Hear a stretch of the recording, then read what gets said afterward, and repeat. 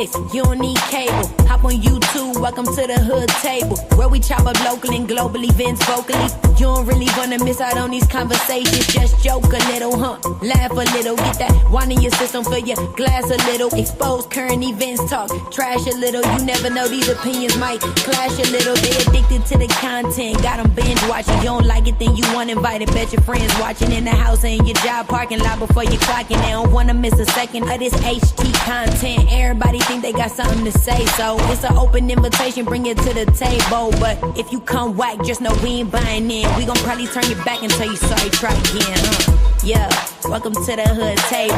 You don't need Netflix, you don't need cable. Yeah, welcome to the hood table.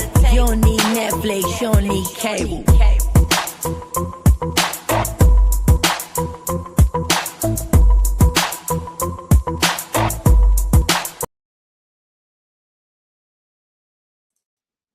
Hey, what's up, everybody? Come on in, come on in. What's up, Barry Carey? How you doing, love? Good to see you, boo. Yes, everybody, come on in. Make sure y'all like and share the video, please, and thank you very much. If you happen to be new here, please feel free to subscribe. Hit the like button. Hit the join if you want to join the membership. Feel free to send a cash app. $ the hood table 402. And also, you can feel free to donate to the Super Chat Go. Thank you so much. Now, you know, tonight, like every other Sunday night, unless me and Rick decide we're going to take a night off, but we normally come live every Sunday night. We flip-flop between my channel, his channel, and the show or the segment that we do is called From the Block to the Hood Table. So we kind of incorporated, you know, big rigs on the block with, you know, the hood table. So we kind of incorporated that into our show name. And we do a show every Sunday. Last week we were on his show and we discussed we discussed relationships, like how long you know, as far as like how long that was the week before. We talked about how long should you wait to be in a relationship. But we discussed that. Was that last week, Charlie? Discussed how long you should wait to be in a relationship. I think it was last week. We discussed how long should you wait to be in a relationship between each relationships or situationships. Situationship. Yes, that's my favorite word. But you know, and also we discussed, you know, child support. You know, should you try to work things out amongst yourselves? Should you use the courts? You know, how people feel about the child support system. Fathers taking care of their responsibilities, you know, shit like that. What's up, Lady Snoop? How you doing, love? And I think this my guy, Big Rick. Girl, I was a little late. I was listening to my praise music and then looked down at the clock. What's up? How you doing, Rick? Hey, the hood table. What's going down, y'all? It might be a little bit noisy because I got a lot of wind going because it's hot in the mud, but what's going on? It's okay. It's okay. I got my fan on too, so I don't blame you. Yeah, I think everybody got a fan on, ceiling fan. I was at my cousin's house the other day. It was 100 something, and she had a fan in every room. And I'm like, I don't have fans, but I do got ceiling fans in every room, so that kind of works. But I got a ceiling fan and a regular fan at the same time. I know it's so hot. It's so hot, y'all, all across the land. But I've heard it's hotter up there. In the northern section right now than it is down here, because it was only 86 today here, or 80 something, and I heard it was like hotter up there than it is down here right now. Yeah, for the last like week or so, it's been between like, I want to say 95 and 100. Last time I checked the weather, a couple of hours ago, I checked the weather and it says the temp was like 86 but felt like 92. You know how it does that humidity thing or whatever. But yeah, it's hot all over. So y'all stay cool, stay hydrated. You know, we don't want nobody passing out on the sidewalk. You know, don't be trying to go to church passing out. Talking about they got slayed in the spirit, slayed in the heat. They'd be all up in the spirit. That's what had happened to me, y'all. I was getting in the spirit. Yeah, Charlie was up there watching church. Was you watching church? I was working on something for somebody, and it's got church music behind it, and I was just getting into the music so much that I forgot what time it was. Okay. Gotcha. Well, you know what? Charlie is our special guest tonight. I think Big Riz had announced it on on his post. I can't remember if I announced it on YouTube or if I announced it on IG, one of the two. But I did say we're gonna have a special guest, and that special guest, as you can see, obviously, is Charlie. Hey, welcome to our Hi. first. Shout out to This is Charlie. your Shout out first to one. Charlie. Yes, yes. So this is our first time you joined us actually to do a show with us. We're going to do a 2-part show, you guys, just to give you a heads up. The first part of the show, Charlie's going to join in with us while we talk about some celebrity tea, celebrity news. And then the second part of the show, Riggs and I is going to discuss like a TV show review with BMF. So I do have that in the title. So again, come on in. Please make sure you like and share the video. Please and thank you very much. But so you guys, I want to ask you guys both, as far as the Nelly and Ashanti topic and their new TV show We Belong Together, which is on Peacock, by the way. I've only watched the first episode because I would actually like to do a review. Maybe somebody would like to join me, but I would like to actually do a review, like maybe every other day on the each episode, because how many episodes is it? Like 8, I think. So I want to do a review on each episode. So I only watched this first one. Tonight will be that review, basically. But I do want to ask you guys also, like, how do you feel about, before we get into their show, how do you feel about being in relationships and then breaking up, and then years and years after you maybe bounced around, got in different relationships, maybe even had kids or whatnot, changed careers, whatever. And then like years down the line, have you ever like tried to go back to see if it could work out? Or have you ever ran into that ex and you'd be like, damn, I want to give that another shot? Or have you ever done it? Have you thought about it? So that's why I want to start off. So I'm going to let ladies are first. Riggs, I hope you don't mind, hun. But I'm going to ask Charlie to go first. Myself, I don't see a problem as long as like there was no cheating involved. There was no bad blood, right? Like there's nothing terrible going on in the relationship. And when I look at relationships and they have like that cutesy, lovely little thing, and then they break up for whatever reason or another, and it's not a terrible thing. They didn't do you real dirty. You know what I'm saying? I don't see a problem going back if that's the case. Now, if there was a DV situation or anything like that, don't revisit. If there were verbally abuses, don't revisit. Don't do it. Don't be stupid. Don't make that mistake twice, right? But that's the only way I see it being a problem. Like if it was y'all just went your separate ways because y'all wasn't on the same wavelength or whatever it might be, or let's say you realize you're with someone, you're young, but they need to go. Like, I don't know if you know this, but when me and my husband got together, we dated once before we actually got together now. And at the time, he had just gotten out of a relationship. I was like, you need to go have your little man time, do your little thing, get over this relationship. And if we meant to be, we'll come back together. I would rather our friendship survive than with you still dealing with stuff from that relationship. I don't want to be the rebound and us have a bad time and then never be friends again. Right. So we came back together eventually. And if it was meant to be, right. But that's the only way I see it. Go ahead, Mr. Big Riggs. Good answer. I like your answer. Go ahead, Riggs. Yes. Yeah, it was a good answer. Ask the question again, her table, so I can answer it correctly. Okay, sure. Okay, so the question was like, after being in a relationship, it didn't work out, and then like years down the line, have you ever thought about trying to get back with somebody you previously had a relationship with, or have you ever done it? Could you see yourself, years? I mean, you talking about like breaking up, then one of you dating or both of you dating other people in between time, maybe even had children, change careers, whatever. A lot of things didn't happen in your life along the road. And then you just run into this person. Like, have you ever thought about the possibility of successfully having a second relationship with somebody the second time around? Or have you done it?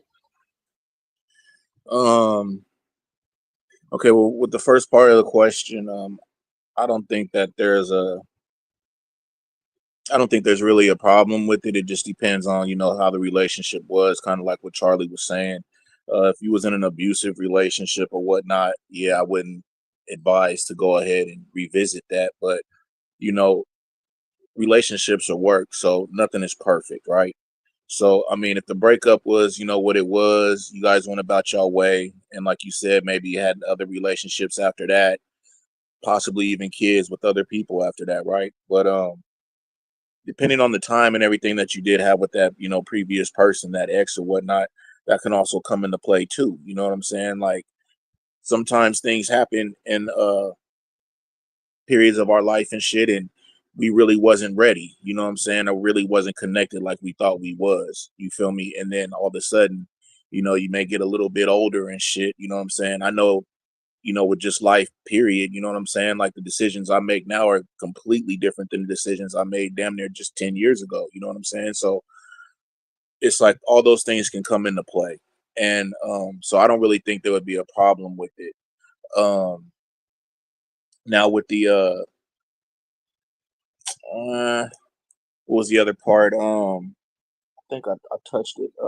I think you did too. It was have you ever thought about it? Have you ever done Okay, yeah. it? So now on thinking about it, sometimes you. Well, I gotta speak for self. So sometimes I have thought about it. You know what I'm saying? Because I am a family man, right? I would like to be, what I'm saying, around my son and everything, like daily. You know what I mean? I would really love that. You know what I'm saying? But at the same time, I just know kind of what it was like before. And sometimes, things can be good in the beginning and then it gets bad again. You know what I'm saying? So, some things it's just yeah, you can have thoughts on it, but you got to really, really kind of take things, under consideration, really see how, movements are being made, you know what I'm saying, to try to jump into that, you know what I mean? Because sometimes the other partner may want to, revisit or rekindle the relationship and you don't, you know what I mean?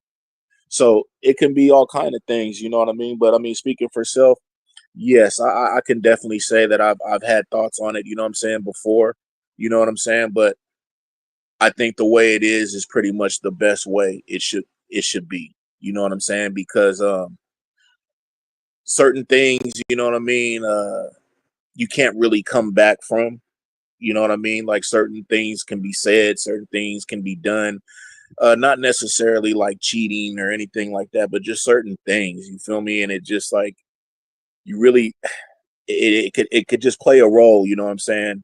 And sometimes, you can Real be quick, go ahead. I know what you're talking about is from a single parent standpoint. Before I got with my husband, and my ex and I thought we were better as friends. You know what I'm Right. saying? Like when we were in a relationship, we were toxic together, Absolutely. but separate from each other. It was a better relationship. Now he ain't a good man like you are to your son. You know what I'm saying? I wish I had that, but you got to think about sometimes two people are better separate than together, even if there's still love there, because when you lay down and have a child with someone, regardless, you love that person at one point in time. Absolutely. And so you can have that love for somebody and think about it for a minute and then romanticize it, right? But then you realize the reality of we were not good together.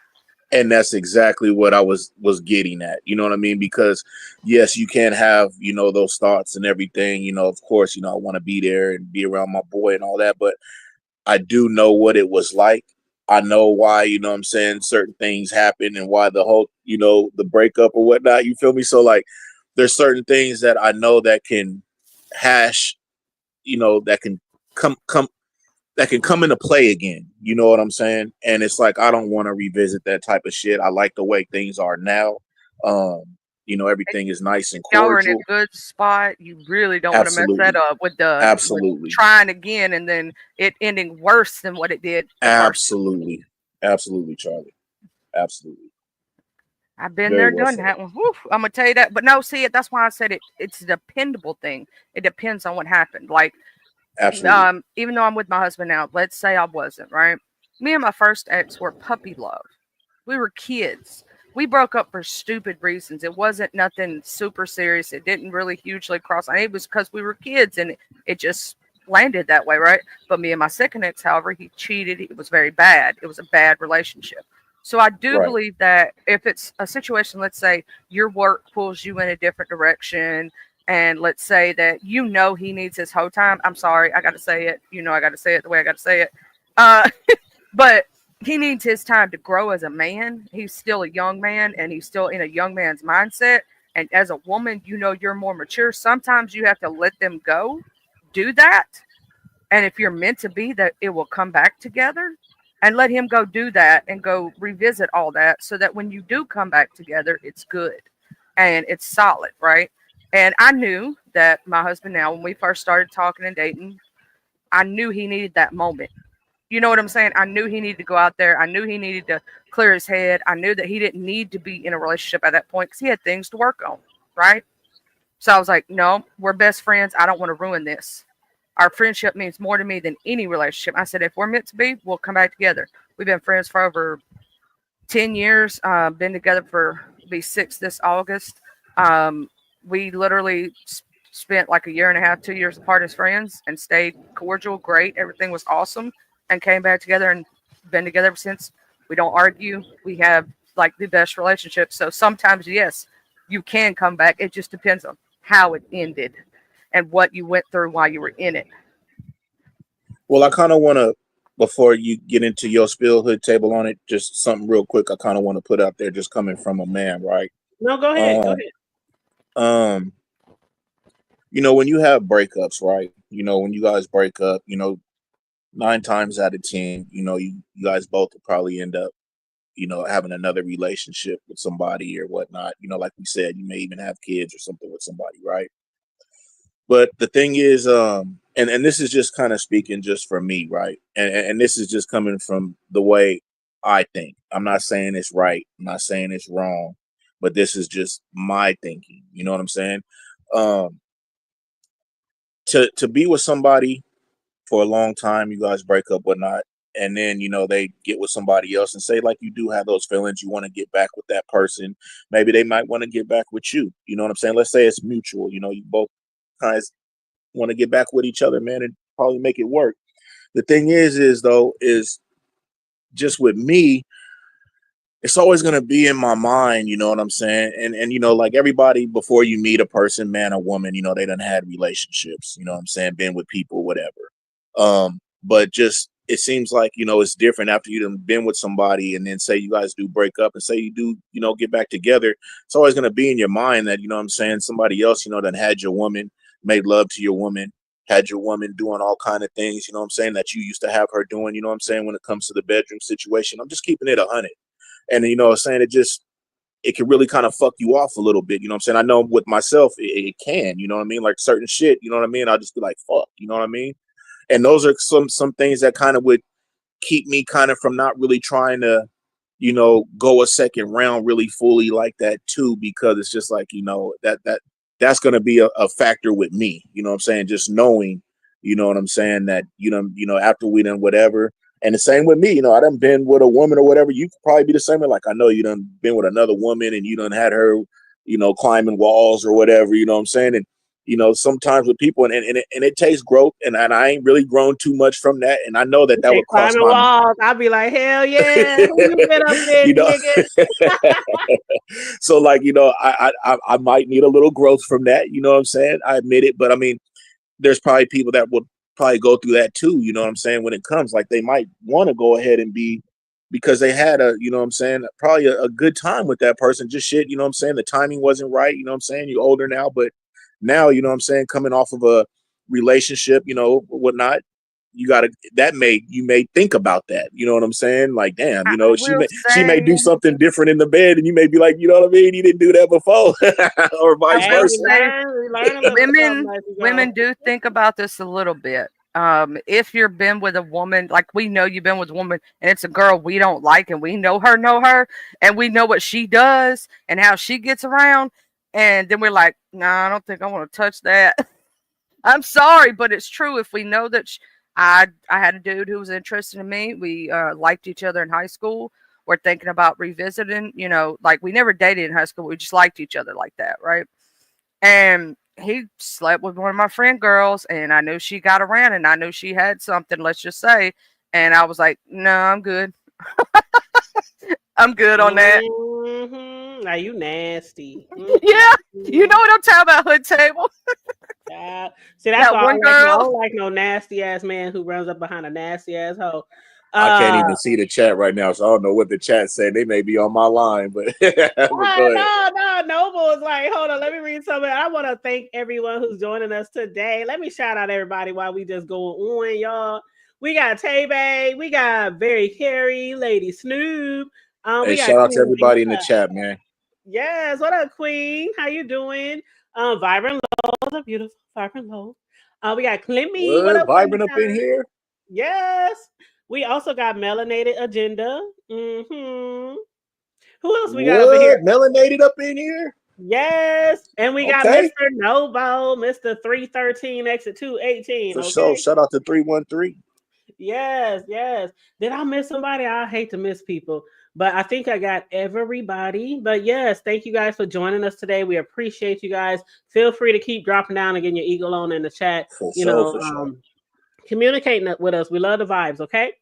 But I want to say one thing about what Rick said about I get exactly where you're saying when you say a man sometimes don't like to, think about some other guy, being with that woman after they done left. But then when I look at it, I'll be thinking like, well, shit, you're right, Riggs. The other part you said was everybody got an ex. So like even the person you might meet tomorrow, got somebody who was probably up in that shit. You know what I'm saying? But I feel what you're saying too. But when it comes to like women, I know somebody in the chat, I think that was Noble, said women don't really think that way, but yeah, we do. We do. Especially if you was with somebody for a long time or maybe even had kids with them in the meantime and in between time.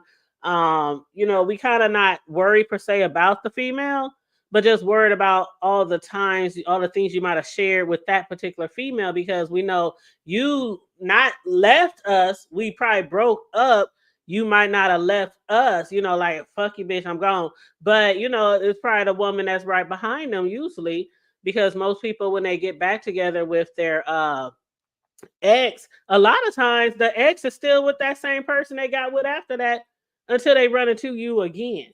So you might have those thoughts lingering around like, damn, what did they do together? How good was he with her? Woo woo woo woo. Especially if it was real good with y'all in the beginning, and you like Red say, you remember climbing up them walls. Think about him making somebody else climbing up, crawling up, hanging on the chandelier. Child, be like, But then you be like, shit, but she ain't me.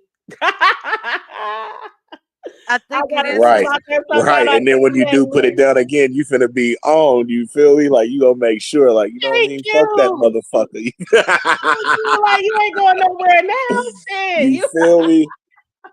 I'm gonna show you what you've been missing. But anyway, man, you missed this shit, huh? Man, okay. Let's keep it real, right? We gonna keep it funky because it's the hood table, right? So, have you ever got back with someone though, and you was like, "Damn, I missed that shit." You missed that shit, yeah, you missed that shit. I know you missed that shit, but it still didn't work out. It's like that connection was there, but you know, what I mean, that's like what I was talking about. That dude that I had a connection with him in high school. Like we could touch each other and feel like we both would like turn red in the face just from talking to each other and like touching. Like how you could touch somebody, you can feel that, and you start getting like all hot and bothered and shit. We had yeah, that that connection. punch, yeah, But then when I found out he slept with that girl that had HPV, I was like, no, I'm good on that. Um, yeah. and my husband now is everything I need and more, so I'm good. I'm glad I didn't accidentally catch nothing. I'm just saying. I'm Yes, glad you I be missed her. snatching Man, oh souls. man. Yes, I be snatching my husband's soul out of his Man, body. you know what I'm saying. You be when you grab Shout out onto to that Charlie, shit. man. Yo, wow. I don't want to get all super into sex, but when you grab onto that shit, that nigga, yeah, If you can mhm, snatch his soul and feed him good and make sure he feels like a man, he ain't mhm. going nowhere else because he don't need nothing else. He got everything he need at home. Ain't Yep, no other woman could compete or compare. yep. And sometimes that just isn't enough. Well, I will Sometimes say men that can I do will say everything. that is true, and it goes for men and Mhm. women because I gave everything to my ex, and he cheated twice with two ugly. I mean, ugly. I mean, oh God. That's the I'm worst like, when you take a step down. I'm Like, have like, at y'all least ever? cheat on me with something cute, so I can go. I can at least go. Oh yeah, Right. she kind of cute though. I I can kind of see that, but I mm-mm. know, but Riggs, from a guy's point of view, like with us females, oh, that's like a slap in the damn face.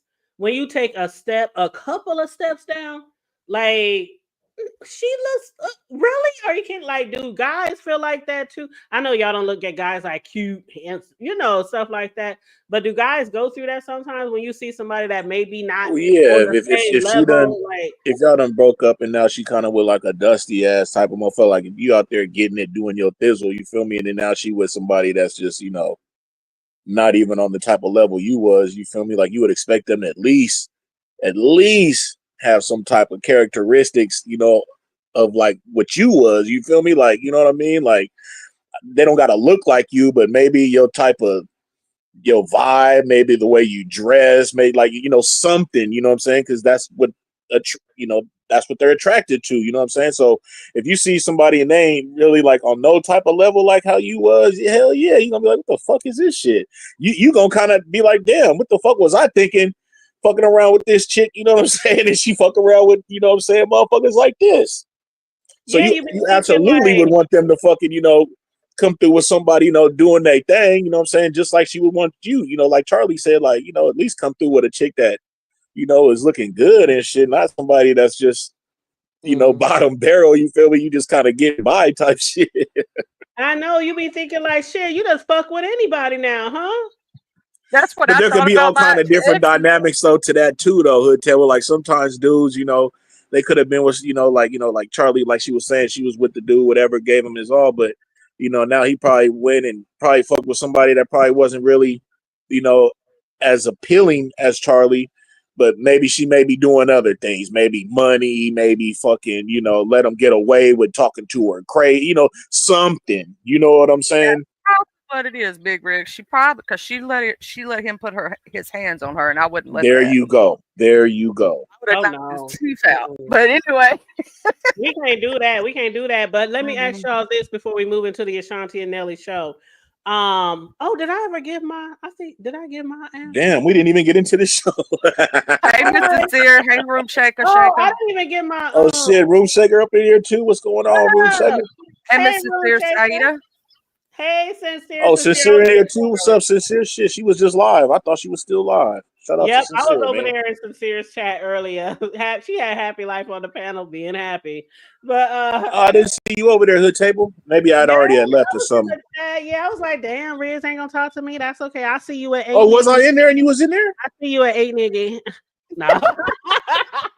Damn, my bad. Shit. It's okay. It's okay. But so to my response to the top of the questions, as far as getting back with somebody, I have thought about it. Matter of fact, I have got back with somebody like I was talking about before. When you just like get back together, you're like, yeah, this shit good, yeah, all this. But then it didn't work out. I had those situations where it wasn't years and years down the line. It was like we broke up, then maybe a couple months down the line, you know, come over, baby daddy, come over, what's up, girl? What's up, nigga? You looking good? Yeah, you looking good. Where the kids at? Oh, they sleep. Some shit like that. But nothing years down the line where you like really considering like, dating. I don't know if I honestly don't have anybody in my past. Some of the people in my past is just way, way, way, way too past. You know what I mean? But like if it was to be considered, it would probably be, I don't know. I can't even think of anybody. Honestly, I can't think of nobody I would do that with. So for the people who do get back with people and they do end up with a great second time around, like Noble said in the chat, spin the block that second time around, you get that second chance and it works well. Kudos to you, because some people, like Charlie said, and one thing that Nelly and Ashanti said in the show was one of the things that caused them to break up was because of over petty shit. It was a lot of petty shit, little jealousy here and there. I watched their first show and then I watched like some interviews Ashanti did over the years, and she never outright came out and said what Nelly did. But from what she would answer and respond to in interviews along the years they were broke up, you can surmise that it was infidelity.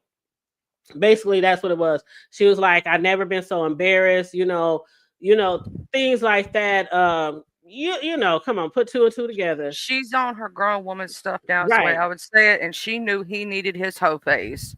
Exactly. And I think that's what it was. And then they both were beginning their careers around that time. And, he was saying he didn't really know which way he was going in his career. She didn't either. And then trying to figure out what they're trying to do together. She in New York, he's in, the Lou. So, she Work, said like, if they probably would have, one thing she did say was if they lived in the same city, they probably would have made it work. But that distance also didn't help. and especially with them being both young, you got to think about, especially from a man's perspective. I hate to say it this way, even though I'm a female. When you're young like that and you're a young man, you're in a relationship, you want to touch your lady all the time. Am I wrong, Mr. Big Rig? Hell, oh, you talking to him? Sorry. Like, you want to touch on the lady, and if you can't see her and it's super far away, it is hard to be long distance. Me and my husband were long distance, and we had to find ways around that long distance situation. Like, we got to see each other twice a year for the first 2 to 3 years because the big C hit. But anyway, so we had to find other ways around that to make it work. You get what I'm saying? But you want to touch, you want to feel, you want to be in the bed with them. Motherfuckers want to bang, man. All that conversation is cool. Even a little FaceTime, whatever, that could be cool. You feel me? But man, hell no. Tell the truth. I mean, I'm just saying, like I wasn't on no Diddy shit. I would joke about that every now and then when I do my Diddy commentary. I'm like, man, I thought my freak level was up there until I start listening to this damn court trial. I'm like, shit, my shit ain't. We all think we vanilla compared to that. I'm just saying. And it ain't like to be in bed with your man, especially if you really love him. And it's like, I don't know. When I hear about people who be in relationships and they be like, shit, we don't even have sex anymore. He be over there, he be over there. We have time to sleep. I'm like, how? I'm like, I wouldn't even want to be in the same house with somebody if I'm not making love, having sex to them while they're there. Like, I mean, where's the older you get, of course, the sex, you might, how the older we get, we might still want to play basketball, but we can't. You know what I'm saying? You still want to have sex as often as you can with your partner, even though sometimes you be too tired, you're kind of old, your life is busy, kids going on. But for the most part, you want somebody to be there with you. And you want to crave your partner. Like when you look at the person you're with, you want to crave them. Yeah. Not just because here's the difference. There's the difference between loving somebody and being in love with them. When you're in love with them, you can't keep you're gonna touch each other, kiss each other, hug each other, even if that part is off the table. When we see these elder relationships, right?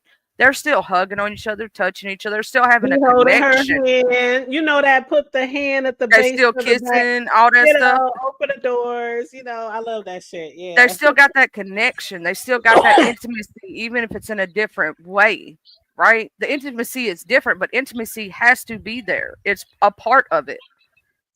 Yeah, that's a fact. And like I'm like really big on that. Like I'm a really I'm like an affectionate type of person. You feel me? Like if we drive in and on the road or whatever, you know what I'm saying? My hand's on your leg and shit. You know what I'm saying? If we in the restaurant or whatnot and we waiting to be seated or whatnot, you feel me? Like my hand is around your waist, all kind of shit. You know what I mean? Like that's a kind of holding hands under the table. Well, I don't really do the holding hands because I don't like that sweaty, clammy feeling. You know? Oh, you can't stand that. You can't stand that palm feeling.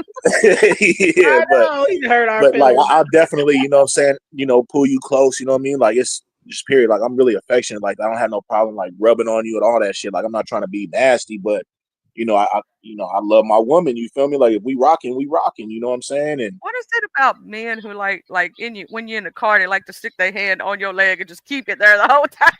The whole ride, like fuck the console. That's me. I don't do it the whole time, but I may look over at you. You feel me? And you just looking real nice. You may smile, whatnot, and shit. I'm gonna want to touch you a little bit. You feel me? So first thing I'm gonna go for is your leg or something. You know what I mean? And just let you know everything is good and we finna have a good time wherever we going, you know what I mean? Just it's a love language, you feel me? So You know, that's just the type of time I be on. Like I notice with a lot of women, because I got a lot of women, homegirls and shit, and they used to always kind of say like, yeah, a lot of they men and shit, they really weren't affectionate out in public and shit like that. You know what I'm saying? Like they wouldn't show no type of affection, kind of more of just almost like you the homie or something. You know what I mean? And I was just like, yeah, shit. You know what I That mean? dude's not that into them, That man. ain't cool. That ain't cool with me. Yeah, I ain't like you gotta be sliving me down, slopping me down, but yeah, that is a love language Just that a lot of grab women are.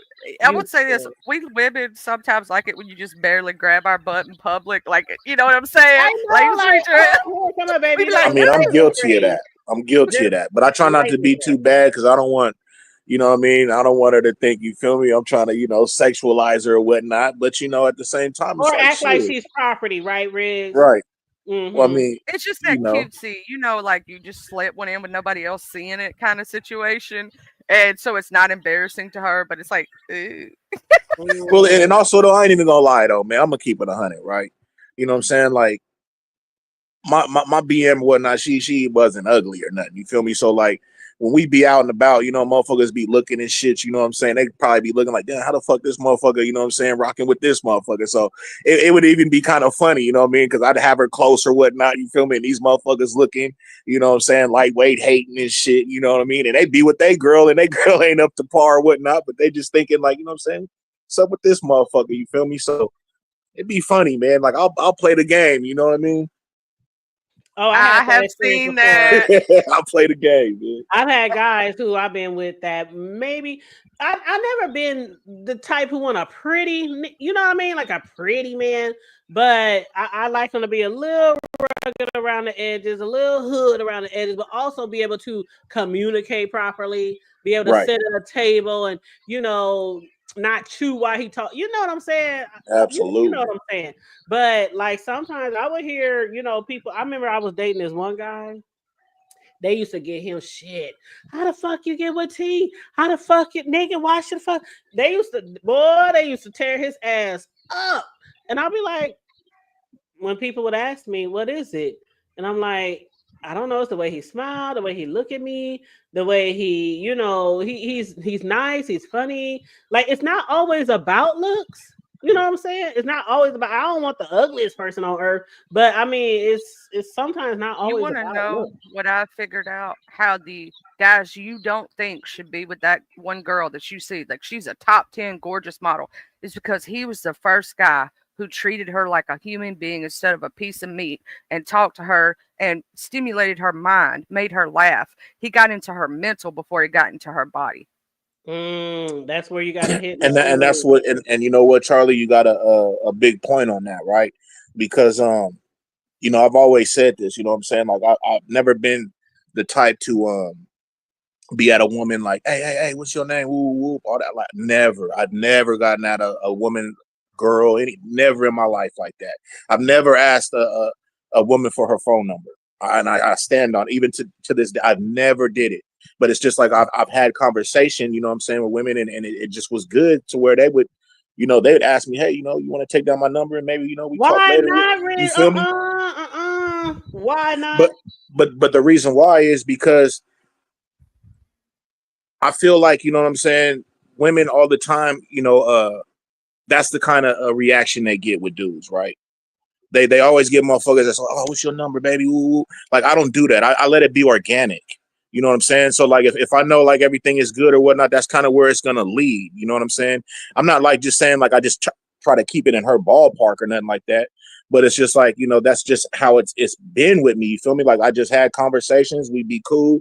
You know what I'm saying? And she would be the one to be like, yeah, you know what I'm saying? You want to maybe, talk later or whatnot with you, because I don't really be tripping. You feel me? That's my type of game, if you want to call it game. Because if I see you again, we gonna chop it up again and whoopty whoop. And you know what I'm saying? Maybe I might be like, hey, shit, why don't we go out or something? You feel me? But as in just like, hey, let me get your number and woo, woo, woo. I don't do that. You feel the vibe. I've never done that. Yeah, I've never done that. Never. Have you ever felt like if I don't holler at her, I might miss my opportunity, or do you feel like you just said like absolutely not? Because like I said, the conversation be good, right? So if the conversation is good or whatnot, I might be, hey, shit, let's get up out of here, man. Let's go do something or whatnot. You feel me? But it ain't like I'm coming with that everyday shit. You feel me? Like that. Hey, let me get your number. Hey, what's your name? Hey, I've never been like Can I that. get You know what them I'm saying? digits? Yo. Yeah, never. You know what I'm saying? I've never done that. And I probably have missed out on a lot of opportunities. You could be right on that. You feel me? But that's just how I've been. You know what I'm saying? Because I just seen how it was. You feel me? And I was just like, that ain't never really been my type of style, anyways. You know what I'm saying? Like I've never been the type to just be like, hey, baby. With you, by the way that I catch it is like, so you're talking about the conversation, so y'all are vibing, y'all sitting there and you're feeling each other's energies, and absolutely, you like hers or she likes yours, and one of y'all reach out first, whether it be you or her. Absolutely. But you know what I'm saying? It's like, I like our vibe, I like our situation. I'll be like, you on Facebook? Really? Is you on IG? Okay, what's your no? You know this. I don't know, because people don't talk on the phone a lot anymore. I mentioned that before with you guys. I'm like, do people even talk on the phone anymore? Because I don't know. I think I'm the last person on earth, and I said this before. I think I'm the last person on earth who likes to talk on the phone. I like to hear the person's voice that I'm talking to. I don't know, like this texting thing. Like a lot of times, guys get shut out from me if they're always texting. Like if they're always texting, that's the only way we communicate, and you really trying to get to know me, that's kind of a turn off for me. I understand this is the 2000s and 20s and all that kind of shit, but I'm still like the phone girl. You want that like, connection with I their don't know, voice. something I go back to the time when I used to have that phone in my bedroom and I had my teen line and it lit up, you know, that clear see-through phone. And it lit up. And when you see that phone light up, you know that's what's up? What you do? I don't know. I'm still that girl. You know what I'm saying? But don't mind me. I still do texting and Facebook inboxing and shit like that. But yeah, I think I'm the only one when on you earth. just text, and let's say that goes on for a long time, you also miss that connection with the person, right? So like, let's say about me and my husband, we were long distance. Yes, we texted, right? But in between there, we also talked. We were also on the phone. We went to bed with each other on the phone together. Right. Because you got to have that connection with the texting, because once, here's the thing, let's say you're just texting, y'all can forget about each other. Technically, even if you're texting every single day, because you could be busy in life, and then you could be looking at somebody else and get a connection with them because you're not building on that connection that you're building with each other. And sometimes you just gotta hear that voice. Sometimes hearing that person's voice make your whole day. Like sometimes just hearing his voice, hearing her voice, it could just make your whole day. You know what I mean? So for the people out there, if that's how y'all like it, keep doing your thing. But you know, I don't. But anyway, so let's get into the Ashanti Nelly show. Did y'all get a chance to watch the first episode? No, I didn't do my homework. Or at least look it up or anything like that. We'll let you give us a breakdown and then we'll talk about it. Oh, okay. Y'all gonna let me do it. Okay. So let me just say, I'm really feeling the show. The show is on Peacock.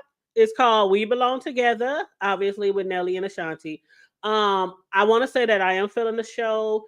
One thing that a lot of us has experienced, even if we had like horrible upbringings or parents didn't make it or our relationships didn't work out. One thing about, you know, when it comes to these celebrities and things, when we see someone happy in love, you know, two celebrities that we really like, you know, it's just something about, you know, fans be really like loving that shit. They be loving, you know, when they see people, you know, having great relationships. Nelly and Ashanti was one of those couples. They was one of those couples. And, you know, not only do we like always have hope for a successful relationship, but, you know, a lot of times the media, you know what it does about families and dynamics of family and unity. You know, sometimes they only focus or highlight, you know, the negative shit. So it was really a big thing for people when they saw Nelly and Ashanti had hooked up. And this was around the year of like 2000, 2003, somewhere around there. But one thing that I took note of that Nelly said when they asked him about, you know, how long they were together compared to how long they were apart. And I can't remember the question they answered him, but what he said was the thought of them being together scares him. But then he started laughing. He was like, haha, I'm just playing. He said it scares him to be without her. So in their particular situation, the reason why they did break up, distance played a part, trust played a part, infidelity played a part. And it's one thing for somebody to cheat on you and you don't find out about it. But y'all know when it's the celebrities and we see their lives and they appear and rumors are such and such and such and such and such that shit like that. That really hurt Ashanti. And that was the reason why finally, after going back and forth, they finally broke up. But do y'all remember when she appeared on Versus? Do y'all remember she was with when Nelly had appeared on there too? And Shanti was looking all snatched as she always is. And she had performed. She had no idea. She had no idea that Nelly was going to be like the surprise guest when she was asked to be on that show, because it was Fat Joe. Remember, it was Fat Joe. It was her. It was Ja Rule. And they was performing some of their old hits. And matter of fact, that was in 2021.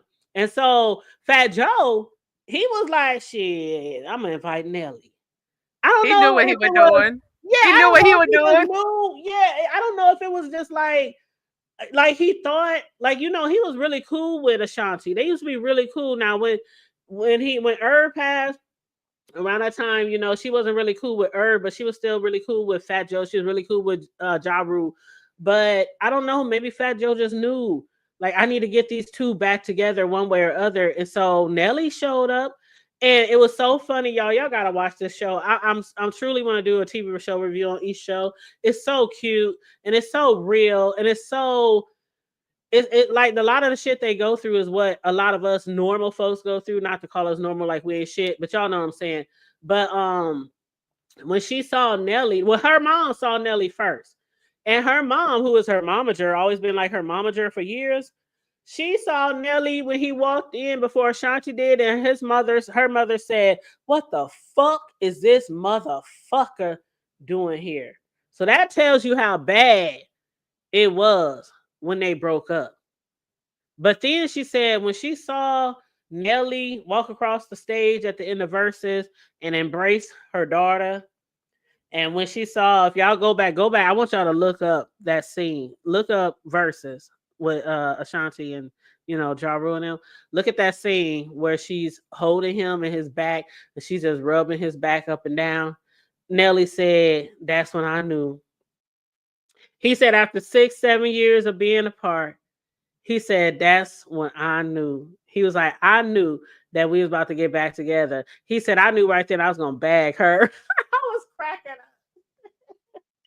But it's a really good show. It's really like their love story, along with, the story of them growing, getting to know each other all over again. Maybe not all over again, but they're more mature now. They're older now. A lot of the shit, that happens with us, even with us, who aren't in the limelight, we look at shit like, why we break up with each other? Like, oh, that was some petty bullshit.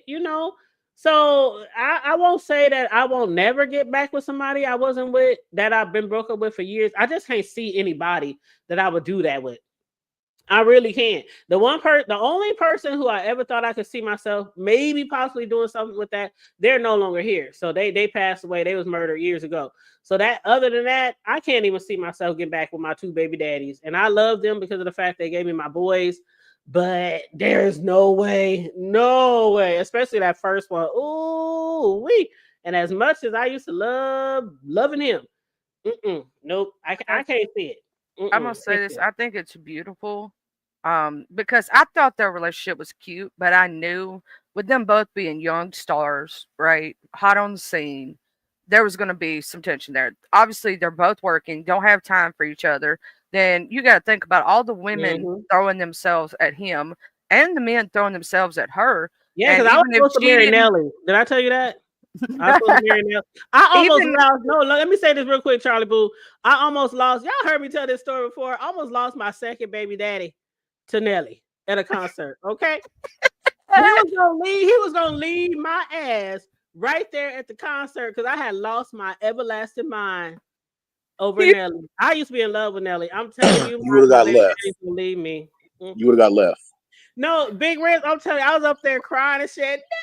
I mean, Yeah, you would have been up there crying and everything. Left. Yeah, he you was would. gonna leave Shit. me. He said, "I will never, ever, ever take you to see Nelly ever again." Yeah, we would have had a conversation probably later on that day after you got home or whatnot, because I We would have been did, gone. we did. He was like, I would have been gone. You feel me? Like, there ain't no way. "Oh, Because I know he damn well if we would have been somewhere and I started acting a donkey and shit over some woman that was singing and shit, boy, oh boy, you would And fucking, I know I would have. You know you what, would Reese? I know I would key the have. car, fuck off the interior, the Not gas key the tank, car. Not key the car. We would have been fighting all the way home. But it's all the way home, all the way home. I blamed it on him. You shouldn't have bought me the tickets. That's your fault. Yeah. You knew I was in love with Nelly before we even got together. Like, even though that would never happen, I mean, some people just fan out, they have crushes, celebrity crushes, and he knew Hell that yeah. celebrity crush. I can't remember who his celebrity crush was, but she was somebody really, really pretty, and I never bothered him about it. You want to know something? My But mom he'd and be a daddy fool to both. take you with him though to go see her though. I'd have been like, just take your girls' Like, night out, man, and go enjoy your Nelly concert. you trying to get cut? That's why I told him. I said, next time you want to buy me tickets. It was so funny, Riz, because when he bought me the tickets, I lost my mind then. I was telling all my homegirls, I was telling all my friends. He should have knew then. Like, maybe you should go with your homegirl. Underlay, mommy. EI. Man, I was clowning. Mm-mm. That song did slap though. I ain't gonna bullshit. Yes. Mm-hmm. See, y'all about to Go ahead, Charlie. Go ahead, Charlie. Well, the only thing I was going to say is literally to watch them, have that situation happen. And then now they're more mature. They're older. They can handle situations better. They got better communication skills. Because you have to think as we age, we get more mature. We know things that we didn't know in our 20s. Let's say you were with someone now versus in your 20s. That whole relationship may be different because you're in a better place now than you were in your 20s. You were younger, you were dumber, you were, ready to do some stuff. And when you get in your 30s, 40s, you're more apt to, you want to settle down. You're not into that. Like his whole phase is settled down. He done did what he gonna do. Now he's ready for a relationship. She's, got her career and he does too, where they want it to be at. You know what I'm saying? And, so it's like they know where they're at in their life. And now it's to the point of being in a good spot with each other. But I want to ask from a male's perspective. A lot of us women, when we get into our 40s, our 50s, our 60s, if we're single, we pretty much know what we want, what we'll settle for, what we won't, right? And in my time frame, I have came across guys who might want to holler at me, and they were older. And I want to ask from a male's point of view, like, when do you guys, like, if you're a player or I don't know. Okay, like most women think that guys, once they hit a certain age, they done with that shit, right? Does that is it normal for guys in their 50s and shit to still be trying to be players? Is Absolutely. Absolutely. It just depends, what your background is at the table. Like we gotta keep it real and always keep it 100 with each other. You feel me? This even goes with women. You know what I'm saying? There's women you could say, yeah, at 40 and 50, I mean, we settle down. Fuck no, you don't. There's fucking 40, 50-year-old women that's still out there giving it up, acting nasty as shit. You feel me? They even getting at the youngsters, wanting to get dunked down by the youngsters. You feel me? So like, hell yeah, man. It's all on, it's the vetting process, man. You got to see how these motherfuckers move. You feel me? If they move in a certain way, you know what I mean, to where you got to kind of second guess, like, man, I think this motherfucker probably fucking around with like 3 or 4 other fucking women out here. Then that's probably what's going on. But if you feel like, you know what I'm saying, man, you pretty solid and shit, you know what I mean, and he's older or whatnot, and just the way he kind of carries himself, checks on you or whatever, and you know what I mean, doesn't mind, answering your calls and all that type of shit or whatnot, you know what I mean, then you'll have a whole different perspective. Maybe that's why I think phone calls are very important.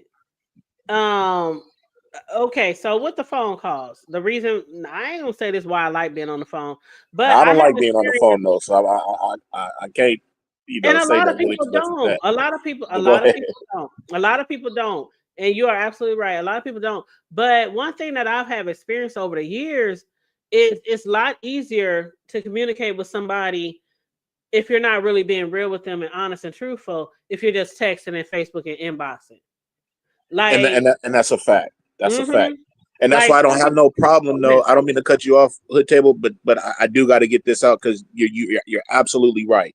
Because I did say, I'm not a person that like to be on the phone, but like, reading the room and the person that you're dealing with, you know what I mean? You do want to give them a phone call every now and then, you know what I'm saying? Maybe if you guys always chop it up during the week, maybe a few times out the week or something, phone call, what, you know what I mean? So you let them know, you know what I mean? So they don't have that type of thought in their mind because you're absolutely right. If you're texting all the time, it can be like you hiding something, you feel me, or Yep. you know what I mean? And that's Or just from my experience. Like, if you and, call a and guy that's the that's first time keeping of it the day, 100 and though. they That's never, keeping it 100. yeah. If he feel like if he never answers the phone, like always says, "I gotta call you back. I can't talk right now. I'm in a meeting." Da, da, da, da, da. I mean, that is a way for a lot of people to conceal something they don't want you to know. Oh, That's that's So, true. how I found out that before I got with my husband, I was single for 10 years, right? And so, of course, obviously, I talked to dudes, right? Didn't date seriously, but tried to a few of them, right? And there was this one guy I was talking to. We talked through text all the time and occasionally talked on the phone, like occasionally. Come to find out, this mofo all of a sudden posted. I didn't hear from him for 2 weeks, ghosted my ass.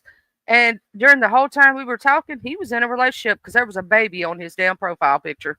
see, See, that's why you got. That's why it does lead a woman's mind. I will tell you this from a woman's perspective, and Hood Table can chime in on and this. that might be where I'm coming from. Just a woman, We yeah. think you with somebody. We think you're lying to us because I mean, it's not like we don't have to be on the phone with you 24/7 kind of situation. Exactly. Not every But day, not if all day. Right, if right. there's a like point to where you never want to pick up the phone, it makes us think, well, are you talking to somebody else? Because obviously you don't have time for me.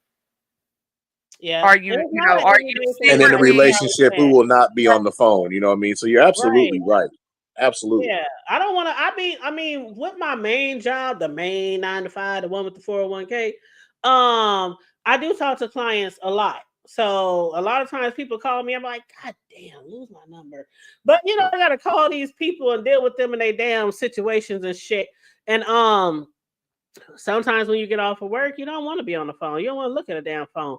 Like, so it's not like you always want to be on the phone with the mate. It's just every now and then you want to hear your person's voice. The person. You want to hear your person's voice. Well, with that Through phone your thing, phone. oh, go ahead. My bad. Oh no, go ahead. Go ahead.